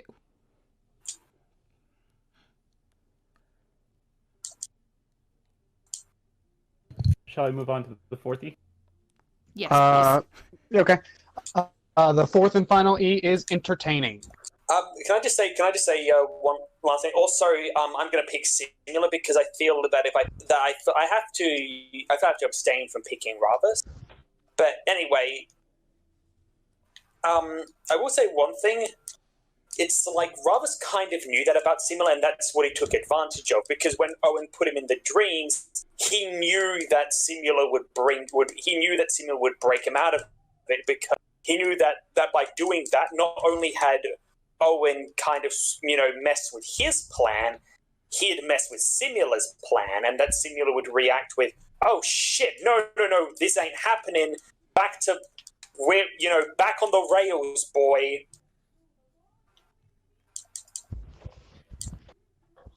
Hence why Ravus was so calm, because he was just like, okay, let's take stock. What do I still have on my side? Yes. Simula still wants to kill Love. Simula needs me for the plan to work. So chances are I can rely on Simula to break me out. So in the meantime, my priority is to not antagonize him too much, but also not to give it too much away, because if I tell him everything there and now, what's going to stop him from just slitting my throat and being done with it? That's obviously the only reason I'm not dead right now.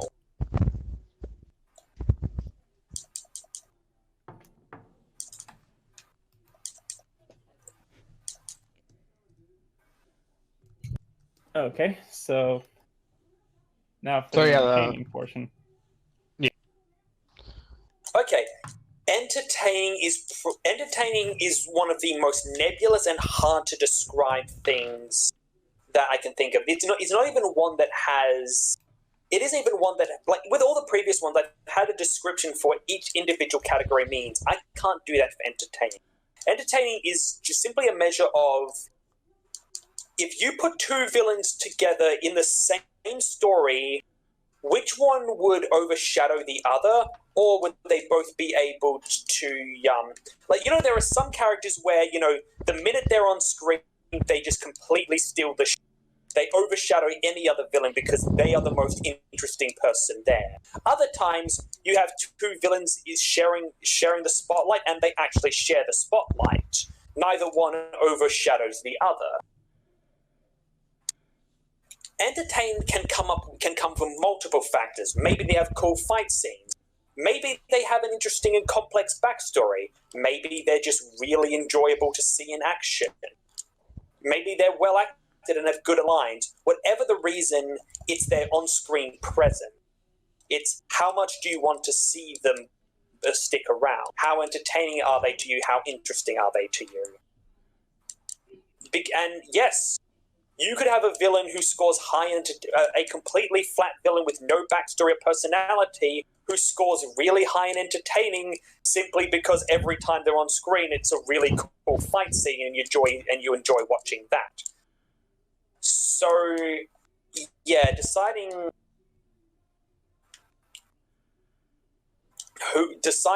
who is a 5, 3, whatever number, it really became a case for me of I'd have villains who I ballparked as like, I see Voldemort as a 3. Is this villain more interesting than Voldemort? Yeah, I'd say he is. Okay, is he as interesting as say Perfect Cell? Like, could I see this person sharing the spotlight with Perfect Cell? Yeah, I could see him sharing Perfect Cell. Okay, is he as interesting as a Bridge Freezer? No, I think if this villain and a Bridge Freezer were still in the same scene, a Bridge Freezer would probably steal the spotlight. Okay, so he's a 4, not a 5. And now that I've probably made things more confusing than they should be, William, you're up. Okay, I actually have 4 5s for entertaining. Simula, Asmodeus, Sorn, and Arkoth. And I think I'm gonna. I think I'm gonna have to give it to Asmodeus because just for the fact that he's literally just the biggest presence in the room every single time he's there.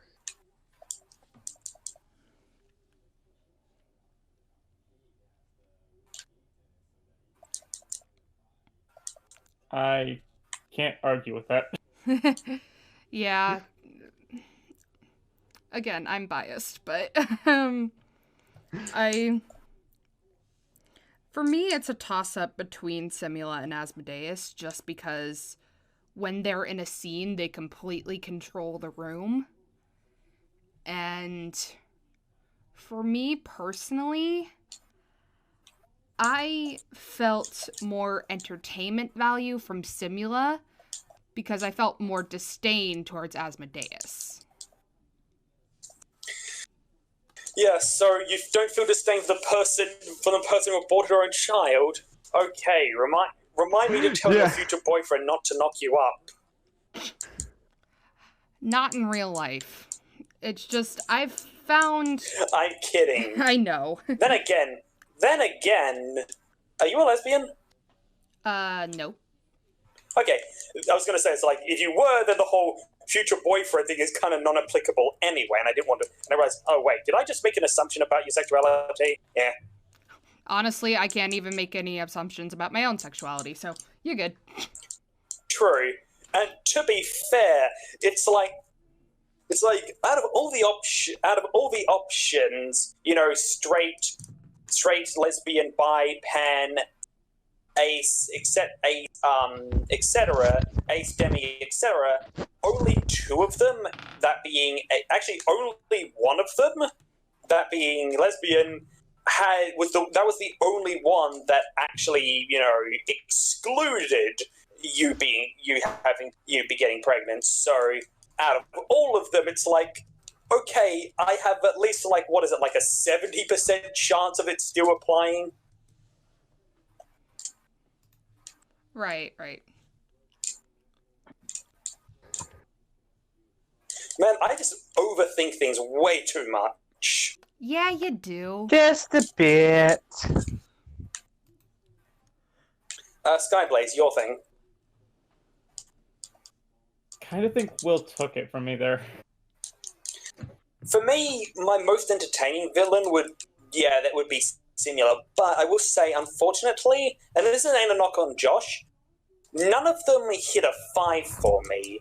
Because I'm comparing this not just to Welcome to Show villains, but villains in other media. And compared to villains that I see as a 5, I think they still don't have quite the energy level of the 5s for me. They're not quite on that level, but they still would hit a solid 4.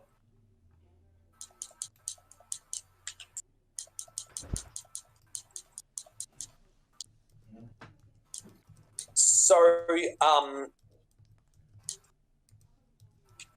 here's a question I have for you guys, if I can, just piggybacking off of William's thing. Okay. Okay. The 3 big. Screw it. I'll do it for William's sake. The 4 big bads: Arkoth, Simula, Asmodeus, and Ravus. What would you give them in each of the categories? So, like, okay, starting with Lala, what would you give each of them in evil? Probably. Maybe. I guess I'll go. I'll go 3 for Arkoth, 4 for Ravus, and 5 for Asmodeus and Simula. Yep. Skyblaze. It'd probably be the same, so there's no difference. William? Well, you've already seen mine, but I guess I'll reiterate. 5 for Simula, 4 for Asmodeus, 4 for Arkoth, 4 for Ravus. Yep. For me, I would go 4 for Ravus, 4 for Asmodeus. Again, Ravus, he's the father to his men, he does care about his people. Asmodeus, he at least he is trying to do it. He's also trying to do what he sees the right thing, and he did have we do know he had a wife that he loved. And for Arkoth, I'd actually give Arkoth a 3 because I'm going to have to include his include his redemption arc into things, and that lowers him. In seasons 1 and 2, he was a 4, but the fact that he was able to get a redemption arc, to me, that puts him down at a 5. No, puts him down at a 3. Yeah, I'd easily. Sorry, William, but I would put Arkoth at a 3. Simula's kind of the only one who gets straight up 5 in evilness for me. So, the next category, is eeriness. So, Bala, you start. Probably, I would probably give everyone but Asmodeus a 4, and then give Asmodeus a 5. Yep. Skyblaze? And also, do you need me to reiterate what the numbers mean, or are you good? No, I'm good. Yep.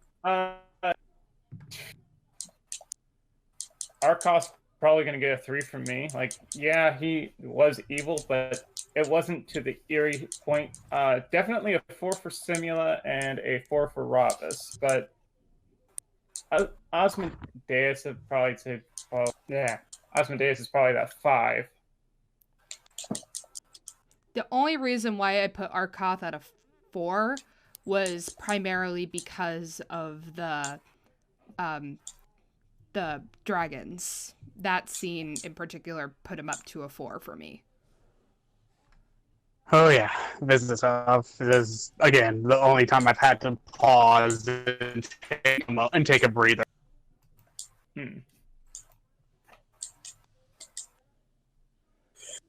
For me, for me, Arkoth, I'm giving a 3, but I will say if we include Dream Arkoth, he'd actually be a straight up 5.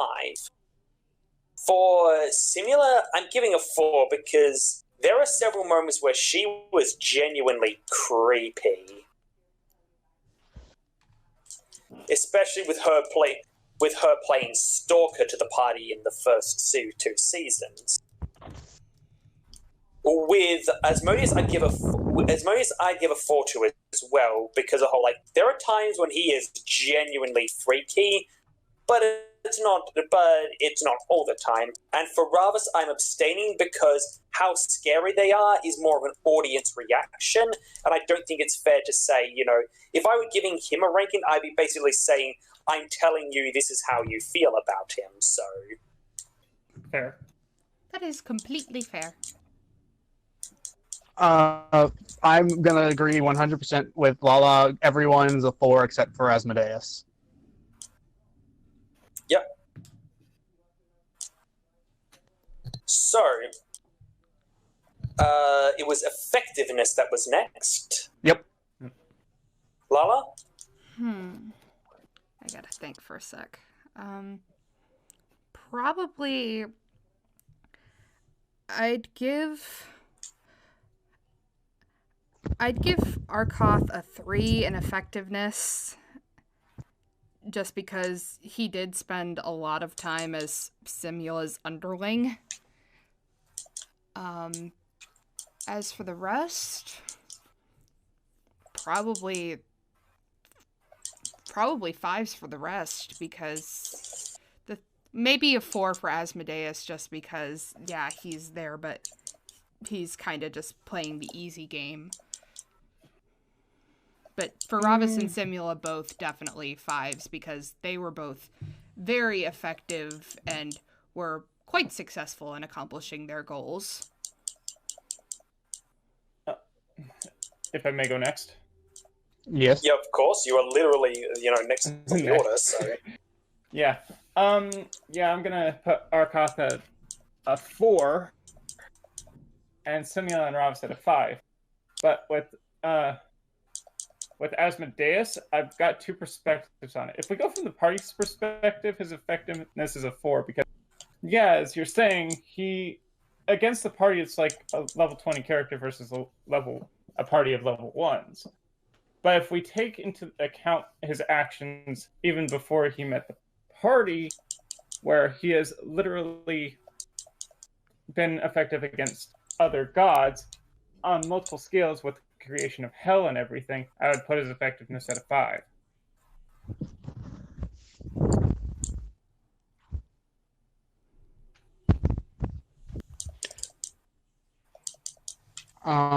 For me, let's see your effectiveness. I have Simula as a 5. Hello. Yes. I believe I'm in the order before you. Alright, if you need me, I'm going to be at the bottom of the Grand Canyon. Nope. Get back here. Thank you, Lala. Oh, no Goofy scream. Anyway, I'm sure he can edit it in. Alright, I'll put it on the list. I started to do it, and Discord didn't pick it up, but my mic and Streamlabs did. Yeah, I bet it's like he gets caught in the middle of it when he gets yanked by Lala. Yahoo! Yeah! Yeah, it just picked up the first part, and then it's just like, nope. Anyway, so Arkoth, I'm actually only giving him a 2 in effectiveness. The reason being is because he's actually a great example of what I mean by a 2, is that he's not dumb, he's not stupid by any measure, but he's not a planner, he's not a schemer. All he did was obey Simula's orders. He simply followed through on her plans. He did a perfectly respectable job of it, but he never really came up with any schemes or strategies of his own. It was just, go here, do this, yes, ma'am. There was no strategy. There was no strategy involved in fusing the dragons. Now, I mean, yes, there was the strategy of, by doing this, it'll motivate the races the dragons to join the war against you, but that was Simula's plan, not his. There was no strategy in bully the party. There was no real strategy in beat the crap out of the party. He was he was a grunt, a very powerful, very well-trusted grunt, but in the end, he was still just a grunt. He was not the brains behind his operation. With Simula's a 5. She's brilliant. Asmodeus, I actually agree with everything that Skyblaze just said. Yes, actually, I'm still. That's another thing. I agree with everything that Skyblaze said, but I'm still giving him a 4, not a straight up 5, because that was a brilliant moment. But it was a brilliant moment, and to be fair, he did kind of lose out in the end with that, because, you know, it ended with them making the primeval pact, and him tasting defeat in that occasion. Not total defeat, you know, we know that he's still planning to come back from that, but let's face it, he still suffered a setback then and there, and it wasn't a full victory. It wasn't the full victory that he wanted. That's fair. Yeah. So,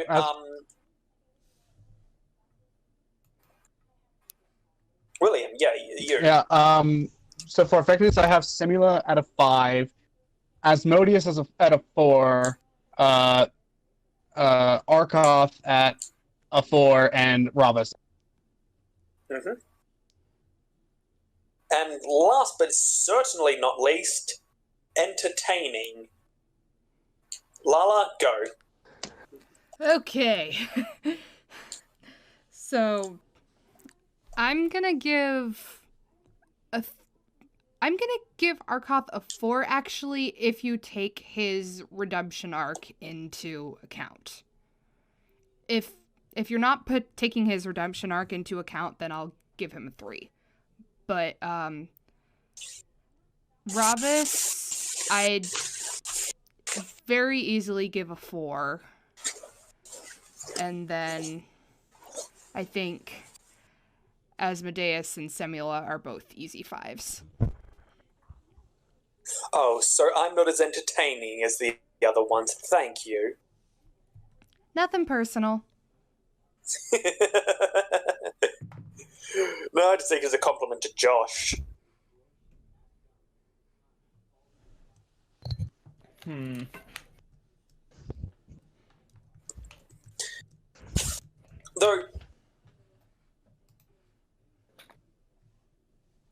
do you want to actually find interesting? And I think it actually makes a great point. It's interesting that Simula is actually more entertaining than Raven.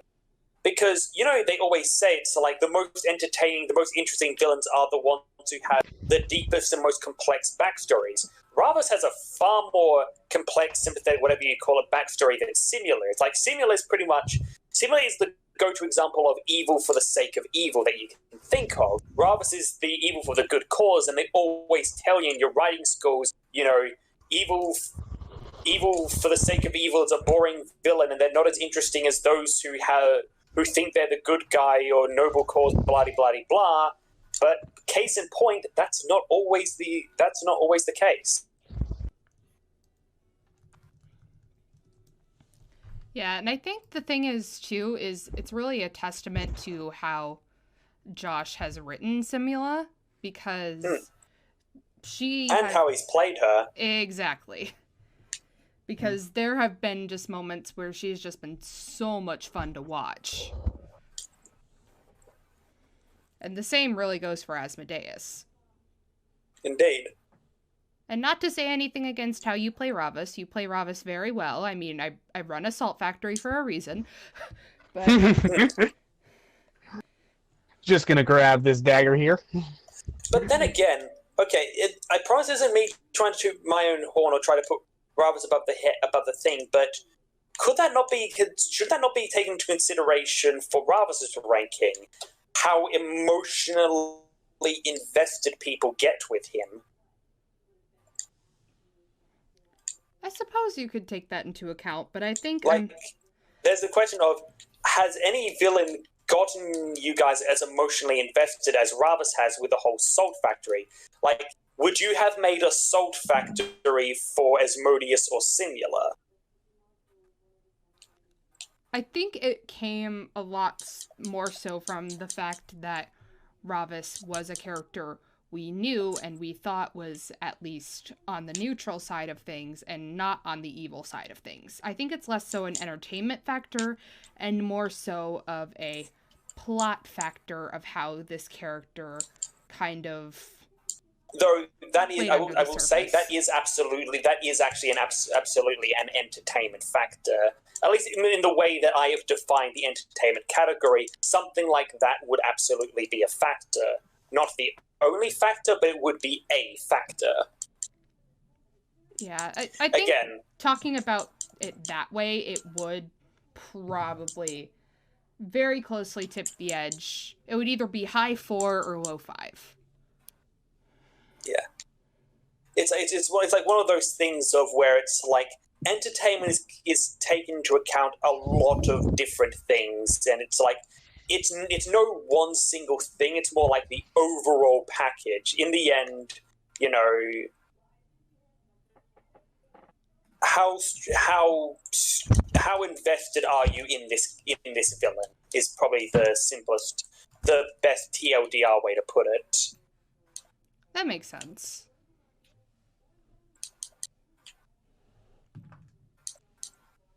Skyblaze. Okay. Probably entertainment. I kind of want to give Arkoth a 3.5. Mainly because there was some entertainment when he was a villain, but a lot of his entertainment value came from when he was a hero. Including that would be higher, but the 3.5 is Ravus, I want to say, is between is probably around 4.5. Sorry about that. Okay, if I'm gonna be a dick, both you and Lala, you're not allowed to pick half numbers. You have to go. If you're caught, you have to go with a single number. Fine, 3 and 4. I'm gonna round down then, 3 and 4. Like,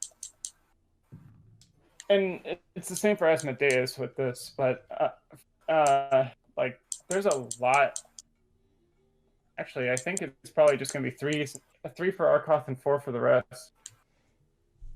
Like, they're entertaining, sure, but there's been some moments where just, and I guess this is just me being through a lot, but sometimes it just kind of falls flat for me. Yeah, no, that's perfectly fine. That's understandable. And I'm not asking him to be perfect, but it's not like they've been the most entertaining villains I've seen, so.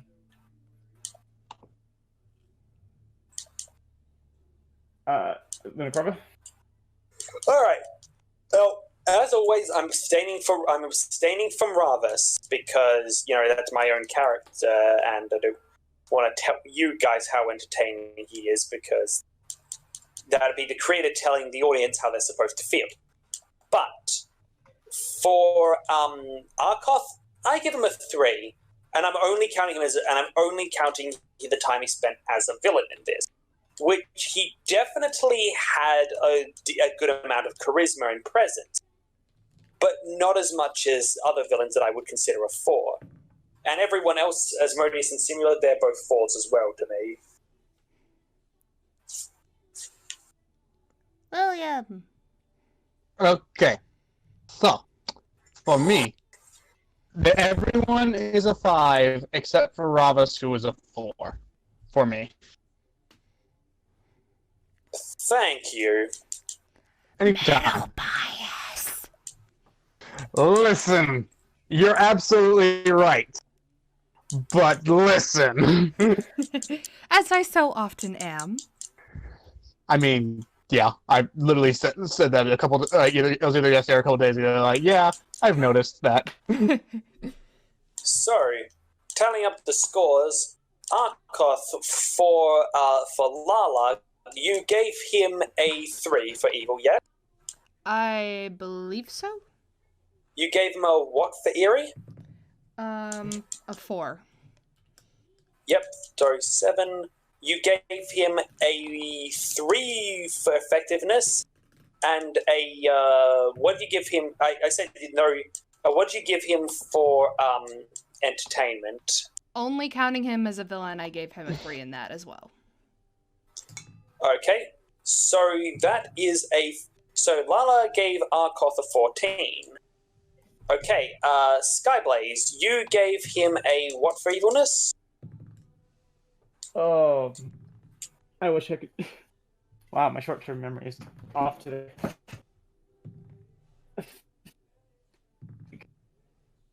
I can't. A lot of things keep changing, so I can't really give a straight answer right now. Never mind then. William, you gave him a 4 for evilness. I can go ahead and tell you the total right now if you want me to. Oh yeah, right. My total for Arkoth is a 17. Yep. And my total for Arkoth was, okay, let's see, 3 plus 2, that's 5. Sorry, not 4, sorry, 3 plus 3 plus 3. I am now really glad I kept the spreadsheet. I didn't delete this.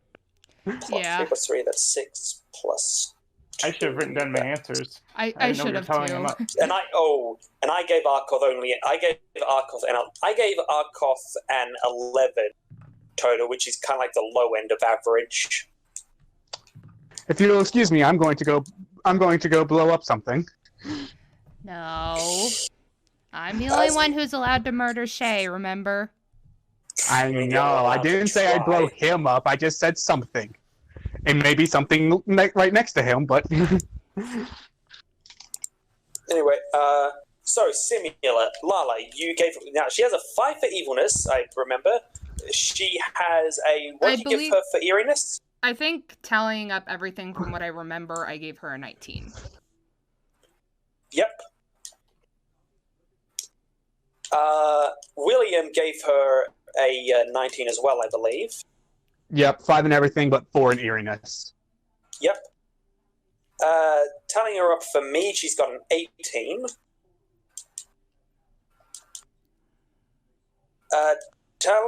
Okay, so Asmodeus. Oh wait, tallying her up to Skyblaze. Do you remember your score for her? Another big problem was that as I keep listening to your guys' reasonings, a lot of my values keep changing, so I can't even give a straight answer anymore. Right. Fair enough. Apologies.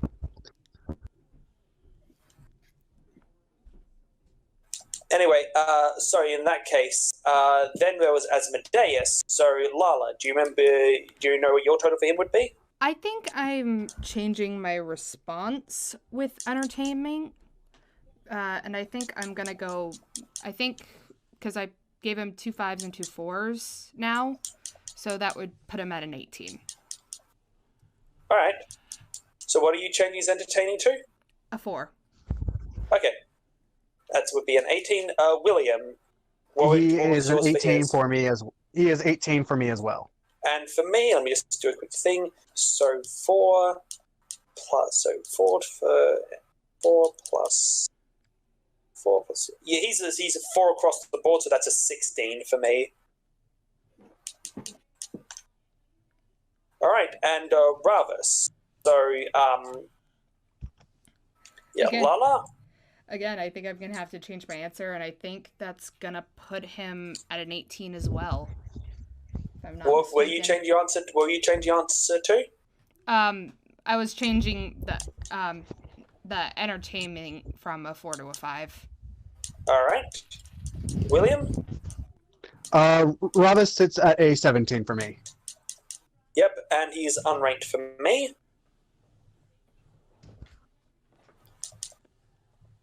So, that means that by the looks of things, if we're ordering the villains from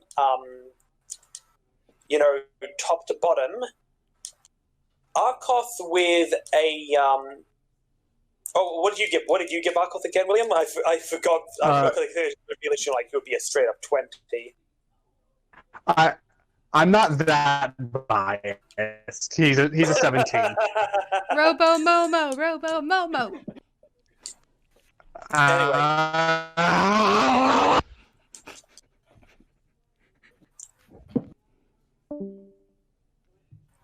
No, wait till he. Robo Momo has been back. terminated. I said that that. to return. Okay. Am I clear now? You're Yes. clear. You're clearer. Okay. I said I'm not that biased to give him a 20. I gave him a 17. Yeah. So he's 17, 13, 11. So Arkoth is at the bottom as a 17, 13, and 11. Then we've got Asmodeus at a 16, 18, 18. Then above from that, we've got Ravis as an 18, 18. And topping the charts is Simula, the OG Big Bad, at a 18, 19, 19. Now, would you like me to share examples of other villains that scored the same rankings as what we've picked for these characters?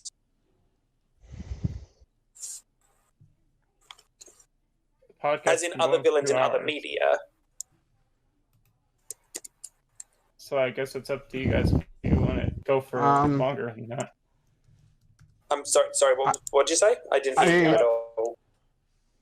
I was just I mean, saying my only that concern is just how long it's going to be. Considering I do still have one more topic before favorite villains overall. Oh, my apologies. Sorry, I could get long-winded. It's good.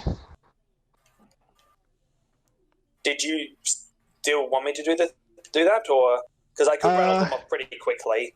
Yeah, if you can just write them off pretty quickly, then Okay. then that'll be good. So, other villains who are a 19. I literally only ever had one villain that I've ranked a 19, and that's my favorite villain of all time, Jim Moriarty, who actually, as I've said, was a huge inspiration that Josh had for Simula. Other villains who are an 18, Heath Ledger's portrayal of the Joker, Johann Liebert from the anime Monster, and abridged Frieza. Who was that? Now, I think someone put... Arkoth was a 17, and so was Asmodeus for someone, I think? No, he was an 18. So, I had Arkoth. I had Arkoth as a 17, Asmodeus as an 18, and then Ravis also as a 17. okay, yes. So, examples of villains at a 17. We have Cinder from Ruby. We have we have Cinder from Ruby, we have Frieza from Dragon Ball Z, and we have Slade from Teen Titan. Oh wait, we also have Abridged Cell. We have Adagio Dazzle from MLP. Oh wait, no, she's a 16. Okay, so examples of villains that are 16. Adagio Dazzle from Equestria Girls. The Indominus Rex from Jurassic World, Cell from Dragon Ball Z, GLaDOS from Portal, Mark Hamill's portrayal of the Joker, the Mad King from X-Ray and Valve,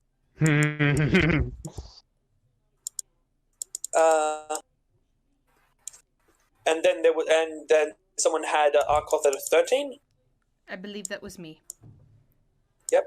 So,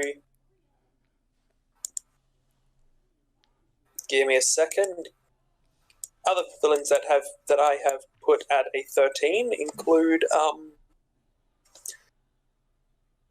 Midnight Sparkle from MLP, Starlight Glimmer from MLP, the Phantom of the Opera, Rob from Gumball, Lord Voldemort, Bellatrix Lestrange, Dolores Umbridge, and yeah, that's that. Then for an 11, which was what I put Arkoth as, we have King Sombra from MLP, Who else is there? Principal Sint from MLP. Yeah, King Sombra from MLP. That's about it. I got a lot more on that list, but it's also looking like, okay, who am I pretty sure you guys will know if I say the name, because I don't know what series you'll watch, so I went for ones that most people will probably know. And yeah, that's that. Let's write it off. Okay, this next one's probably gonna go by pretty quickly.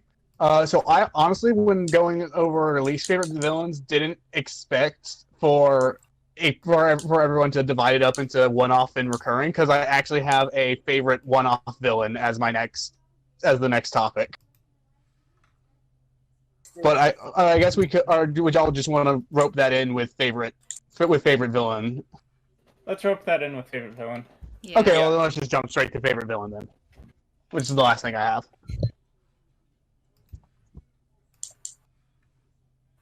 Who wants to go first? Alright, so Lala goes first. So favorite one-off and then favorite recurring. All right. And then I guess if by some...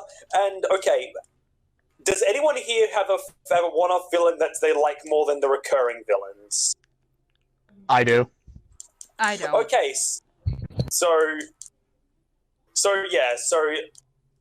if it's not bleedingly obvious, wait, no, you don't. You don't have a single villain you like more than Arkoth. Don't bullshit me, boy. No. I misunderstood your question. I thought you said, does anyone have a one-off that they like more than just any recurring? Is anyone going to say their favorite one-off villain is someone that they like more than their favorite recurring villain?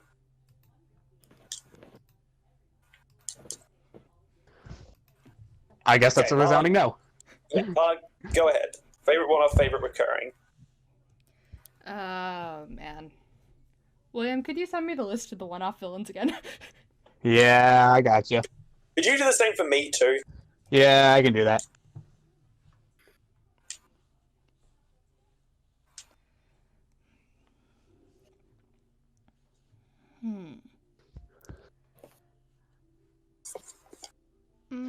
Shankyo?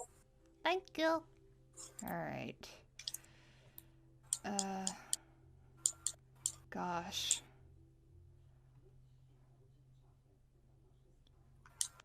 Honestly, one of my favorite one-off villains was Belial, actually. I liked the idea of giving the party this yet another moral conflict in Bator, but this time it would be something very, very specific. And Faye's just kind of nope.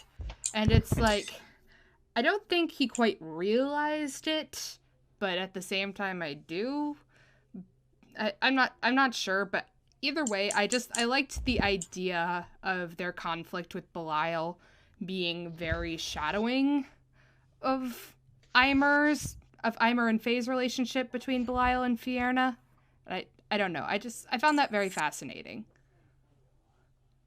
Meanwhile, Ravas is there like, moral what now? And as for my favorite recurring villain, I think it's rather obvious. Indeed. It's Eimer. Boy. Fine, it's Ivan.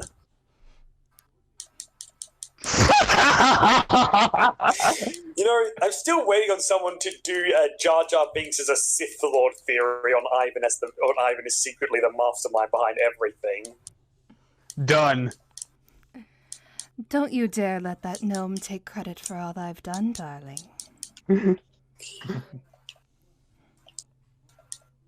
Speaking of which, I still need to make that joke theory video about Asmodeus did nothing wrong. Yeah, it's like, in any fandom, there has to be that one edgelord who makes a theory about, oh, what if the heroes are secretly the bad guys, and the bad guy is actually the good guy?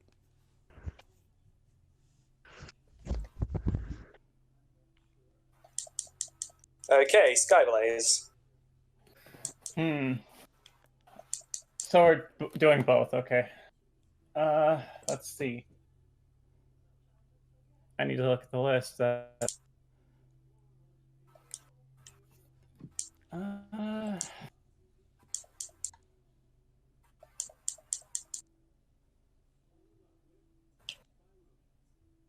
Let's see. To be honest, I think my favorite one-off villain's got to be Balzabul. Mainly because it was a big boss that was a big threat to the party, and it created a lot of emotional moments. Take Arcos Redemption,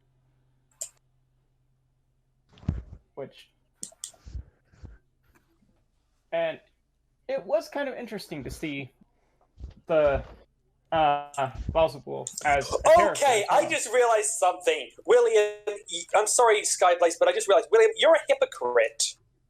I am. Yes. I'm going to quote. I mean, I'm going to paraphrase two things from you, okay? Statement number one. I was going to put Balzabul higher, but then I realized it wasn't so much that what he did, it was more stuff that happened around him. Statement number two. I'm going to give Arkoth credit for the dreams because it affected how the party felt.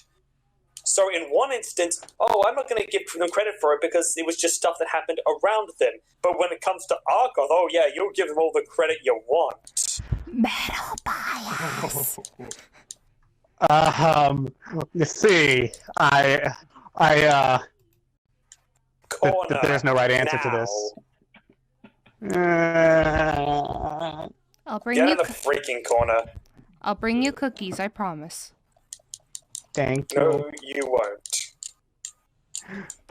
I can do whatever the frick I want, dude. No, you can't because he is in my corner. It is an Australian corner. You are bringing him biscuits, not cookie. Listen. As long as they don't have Vegemite on them. I'm not a sadist. Well, actually, here's the thing. Here's the thing about Vegemite, and this is what they don't tell you. You're not supposed to have the Vegemite by itself. I know, you're supposed to have it with butter. And you're only Yes, supposed to use exactly. a light amount of Vegemite, too.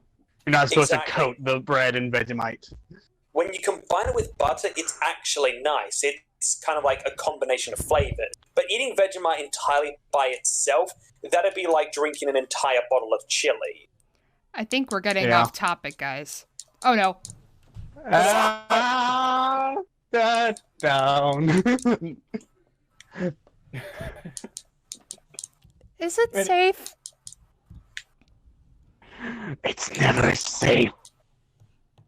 And there's a reason why it's part of the summoning circle. Okay, what would my summoning circle be? Questions for later. Yeah. So, Skyblaze, you had Belzebul, and for favorite main? I hadn't said my favorite main yet, but I think I'm gonna also go with That's what Simula. I was asking. Yeah, Simula? Okay. yeah. I'm going with Simula mainly because I kind of really can't say for Robus at this point, even though, yeah, Why is that? because the story really isn't complete for Robus. Yep, that's what I thought you were going to say. That's a good Yeah. point. Yeah, so that's what also made it hard for some of the stuff in Robus's when I had to put numbers to it, because I know Robus wasn't complete because the story wasn't complete. So Yeah, so like if we had judged Simula at where she is comparatively, if we were to judge Simula at the same point, we'd have had to judge her as based on how we saw her at session 18, which would have been we would be judging Simula at the end of the Ima return sessions. So if we were judging her at that point, it's like, okay, she wouldn't be nowhere near as high as this. So is it really fair? I get you where you're coming from. yeah, and with Asmodeus, I can see the charisma behind Asmodeus, but I just like Simula more. And I think Asmodeus is also in that same boat of we Yeah. haven't seen all of him. Yeah, we haven't seen what he's fully capable of. that being said, even with like Arkoth and Eimer, Arkoth again redeeming arc, and wasn't exactly that great as a villain. Eimer, okay as a villain, but kind of made into a... Yes, William, I heard you snapping that pencil. Pencil? This was a lead bar. You're not that strong, boy. I know. Yeah, that twig. Anyway, yeah, with me Eimer, have flabby arms.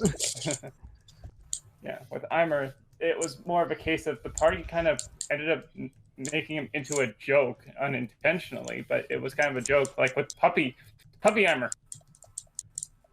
If anyone remembers that. Oh man. I put it in my in both funniest moments and my alphabet video.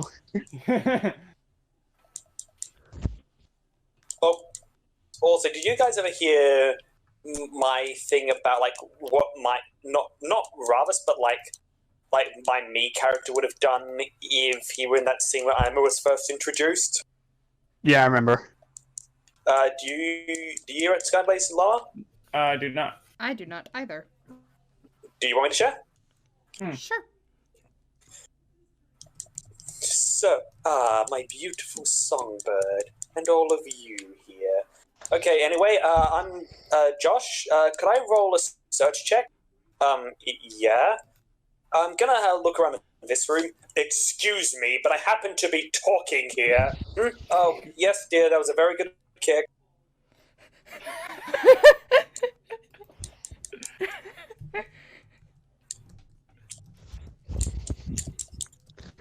Just completely not interested. Basically, hi, I know you're big to someone else, but it's not me, so I don't care. More or less, yes. All right, your turn. Lunacorva? My turn? Yep. Okay, favorite villain simulator. Favorite for pretty much every reason everything said, and favorite one-shot villain, Bowserable, for exactly what you said. I mean, Simulator was literally modeled after my favorite villain of all time. Of course, she'd be high on my list.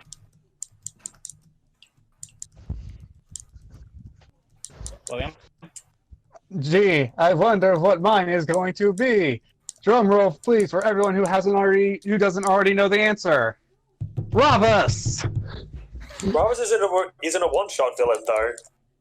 Oh no, that was like I was getting that out of the way before, just because everyone already knows it. So, Except for but the now Canadians actually, who haven't seen the. Well, actually, I think everyone, if they haven't seen your list, everyone would probably be thinking that your favorite villain would be Arkoth. So tell us, why Ravus?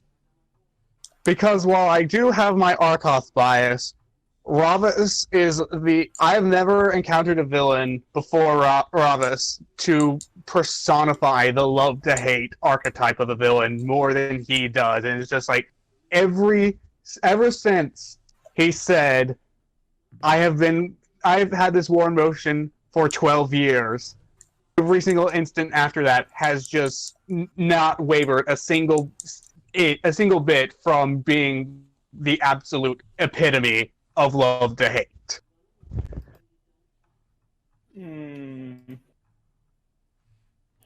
I understand that. No, I'm not still salty. Mind if I interject with something?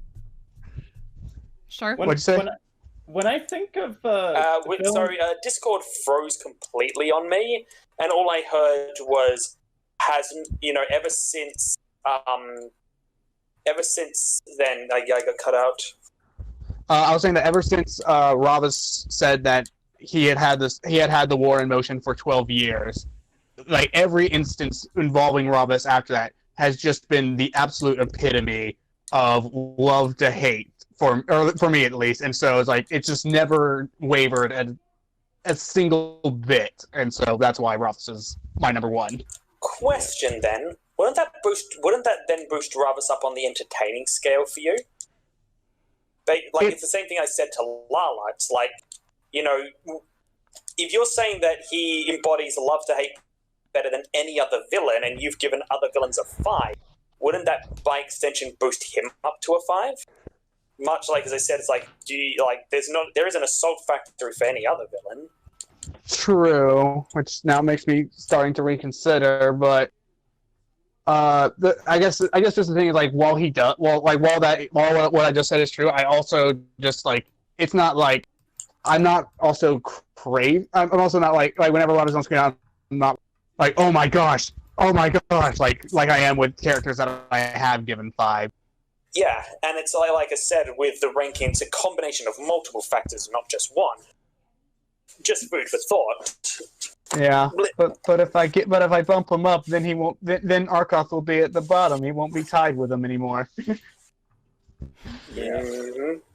Would it be alright if I interject with something? Okay. Yes. With villains that I love to hate, the one that really comes to mind for me is, if anyone's played the game Freedom Planet, the villain in that is... I have not, because I am a plebeian hack. Ah, yeah. I'm not a plebeian hack. I'm just an uncultured swine. Mm. I think it's like $10 on Steam, but anyway. Yeah. So to explain, he's a very high villain on my list, just because he's very effective. He's very creepy. Every time he's on screen, it's just like, it's an oh shit, something big's gonna happen. Like, literally, intro scene, he decapitates someone. And it was, he decapitates royalty. And basically mind controls the royalty's son. Like, that's in the intro. Then he's very entertaining, and just everything he does in that makes me love to hate the character, and that's what I think of when I see love to hate. But with Ravis, it's just, there's more to it, because I know Ravis's intentions are more toward a goal. I prefer love to hate characters when it's more chaotic rather than there's a goal that they think is good.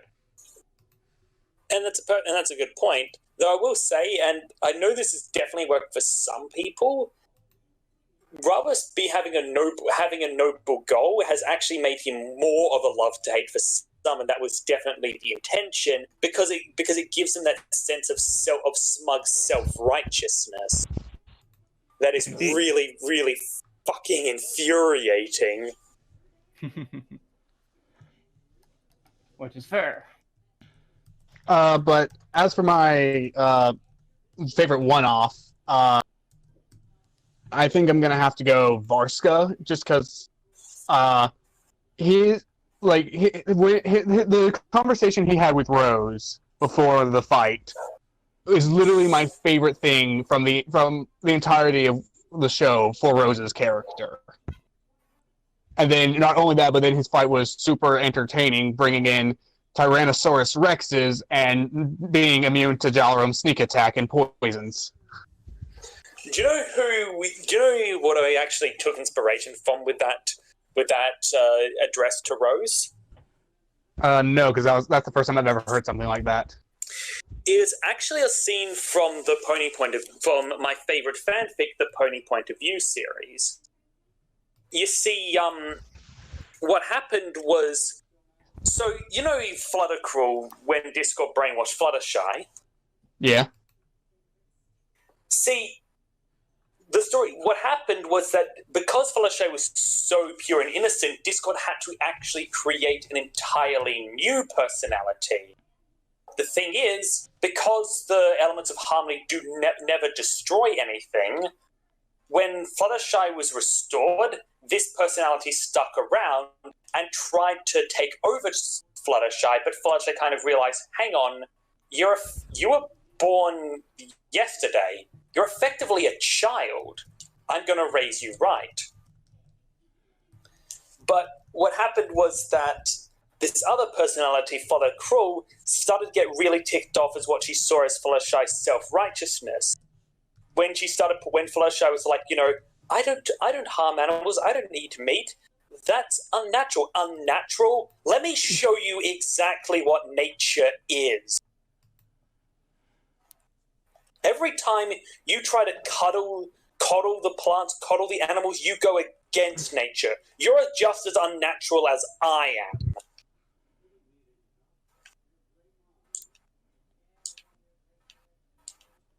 And once again, you make me really want to read this. Then read it. Just let me know. I can send you basically a reading list of it.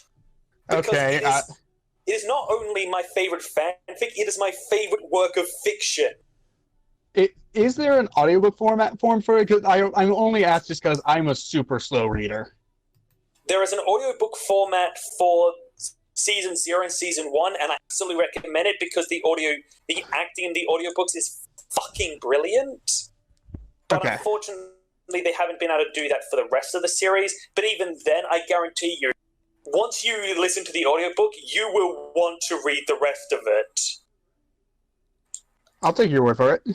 Yep. By the way, Offric sent the other two. Do you want me to send you the reading/listening list for it?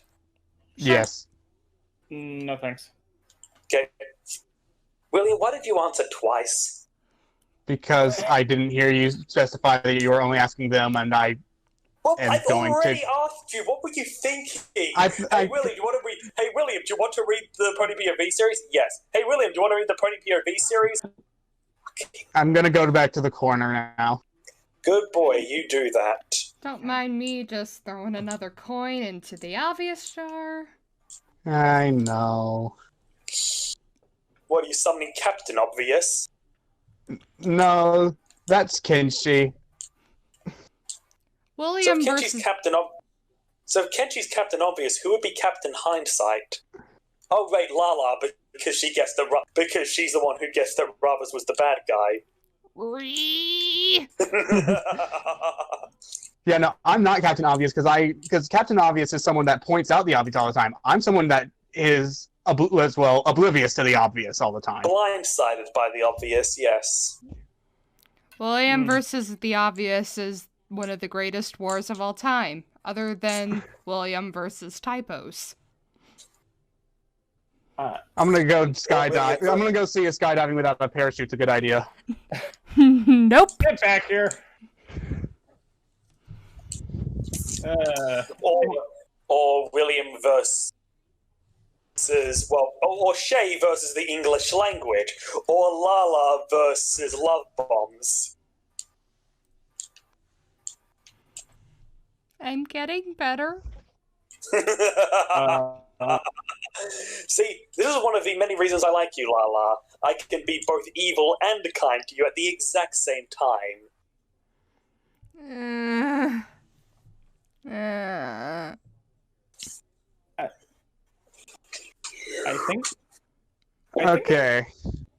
I think I know the reason why I don't hate Ravas as much, with the fact that he's doing it for a greater cause, and I think that, if I may interject, with why you may, but you may not steal my line. Sorry. You better be. He has a trademark on that. I really do. He will sue. No, I won't. I'm not a stupid American. He's not the Fine Bros. Anyway, insert shots fired gif here. I think what it is that I play a lot of the Tales series games, and unfortunately, it happens that a lot of the big final bosses are like Ravas. They have a clear goal that they want to do that they think is for the greater good. And I've gotten to the point where I've gotten sick of that mindset. You know, I do kind of agree with you. I am the same thing where I prefer villains like Simula. I prefer villains that are more chaotic and such like that. The thing is, I knew that Ravas couldn't be like that because we'd already done it and done it so well with Simula. Yeah. And by we, I mean Josh had already done it and done it so well with Simula. Ravas had to be different. I made it with the intention of having him stand out, be unique, and not just Simula 2.0. Not just here we go again. You know, he's awful where Simula's chaotic. He has a noble goal where Simula was evil for our own entertainment. He's more hands-on. He's hands-on where Simula was hands-off. And I'm not saying that's a bad thing, but my mind also goes to the fact that he's doing it for a noble goal. Maybe this man can be still redeemed in some way, although it will take a long time. Or something of that nature. I just have less of an affinity when it's like there's something that can be saved, whereas with Simia, it's like, yeah, no, I want to straight up deck her in the schnoz. Hi, I'm Goku. I'll punch you in the schnoz. Thank you for getting my That's reference. a new one.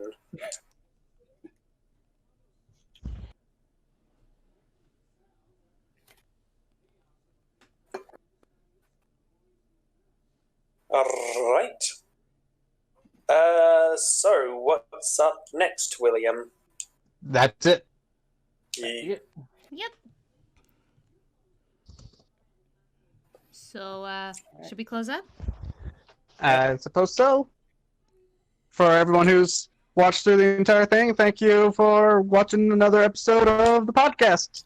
Woohoo! Otherwise known as Bernie D&D Bye. fan shenanigans. Yeah, Bernie D&D fan shenanigans. Bye. Yeah. All right. See y'all next time. Bye. Yeah.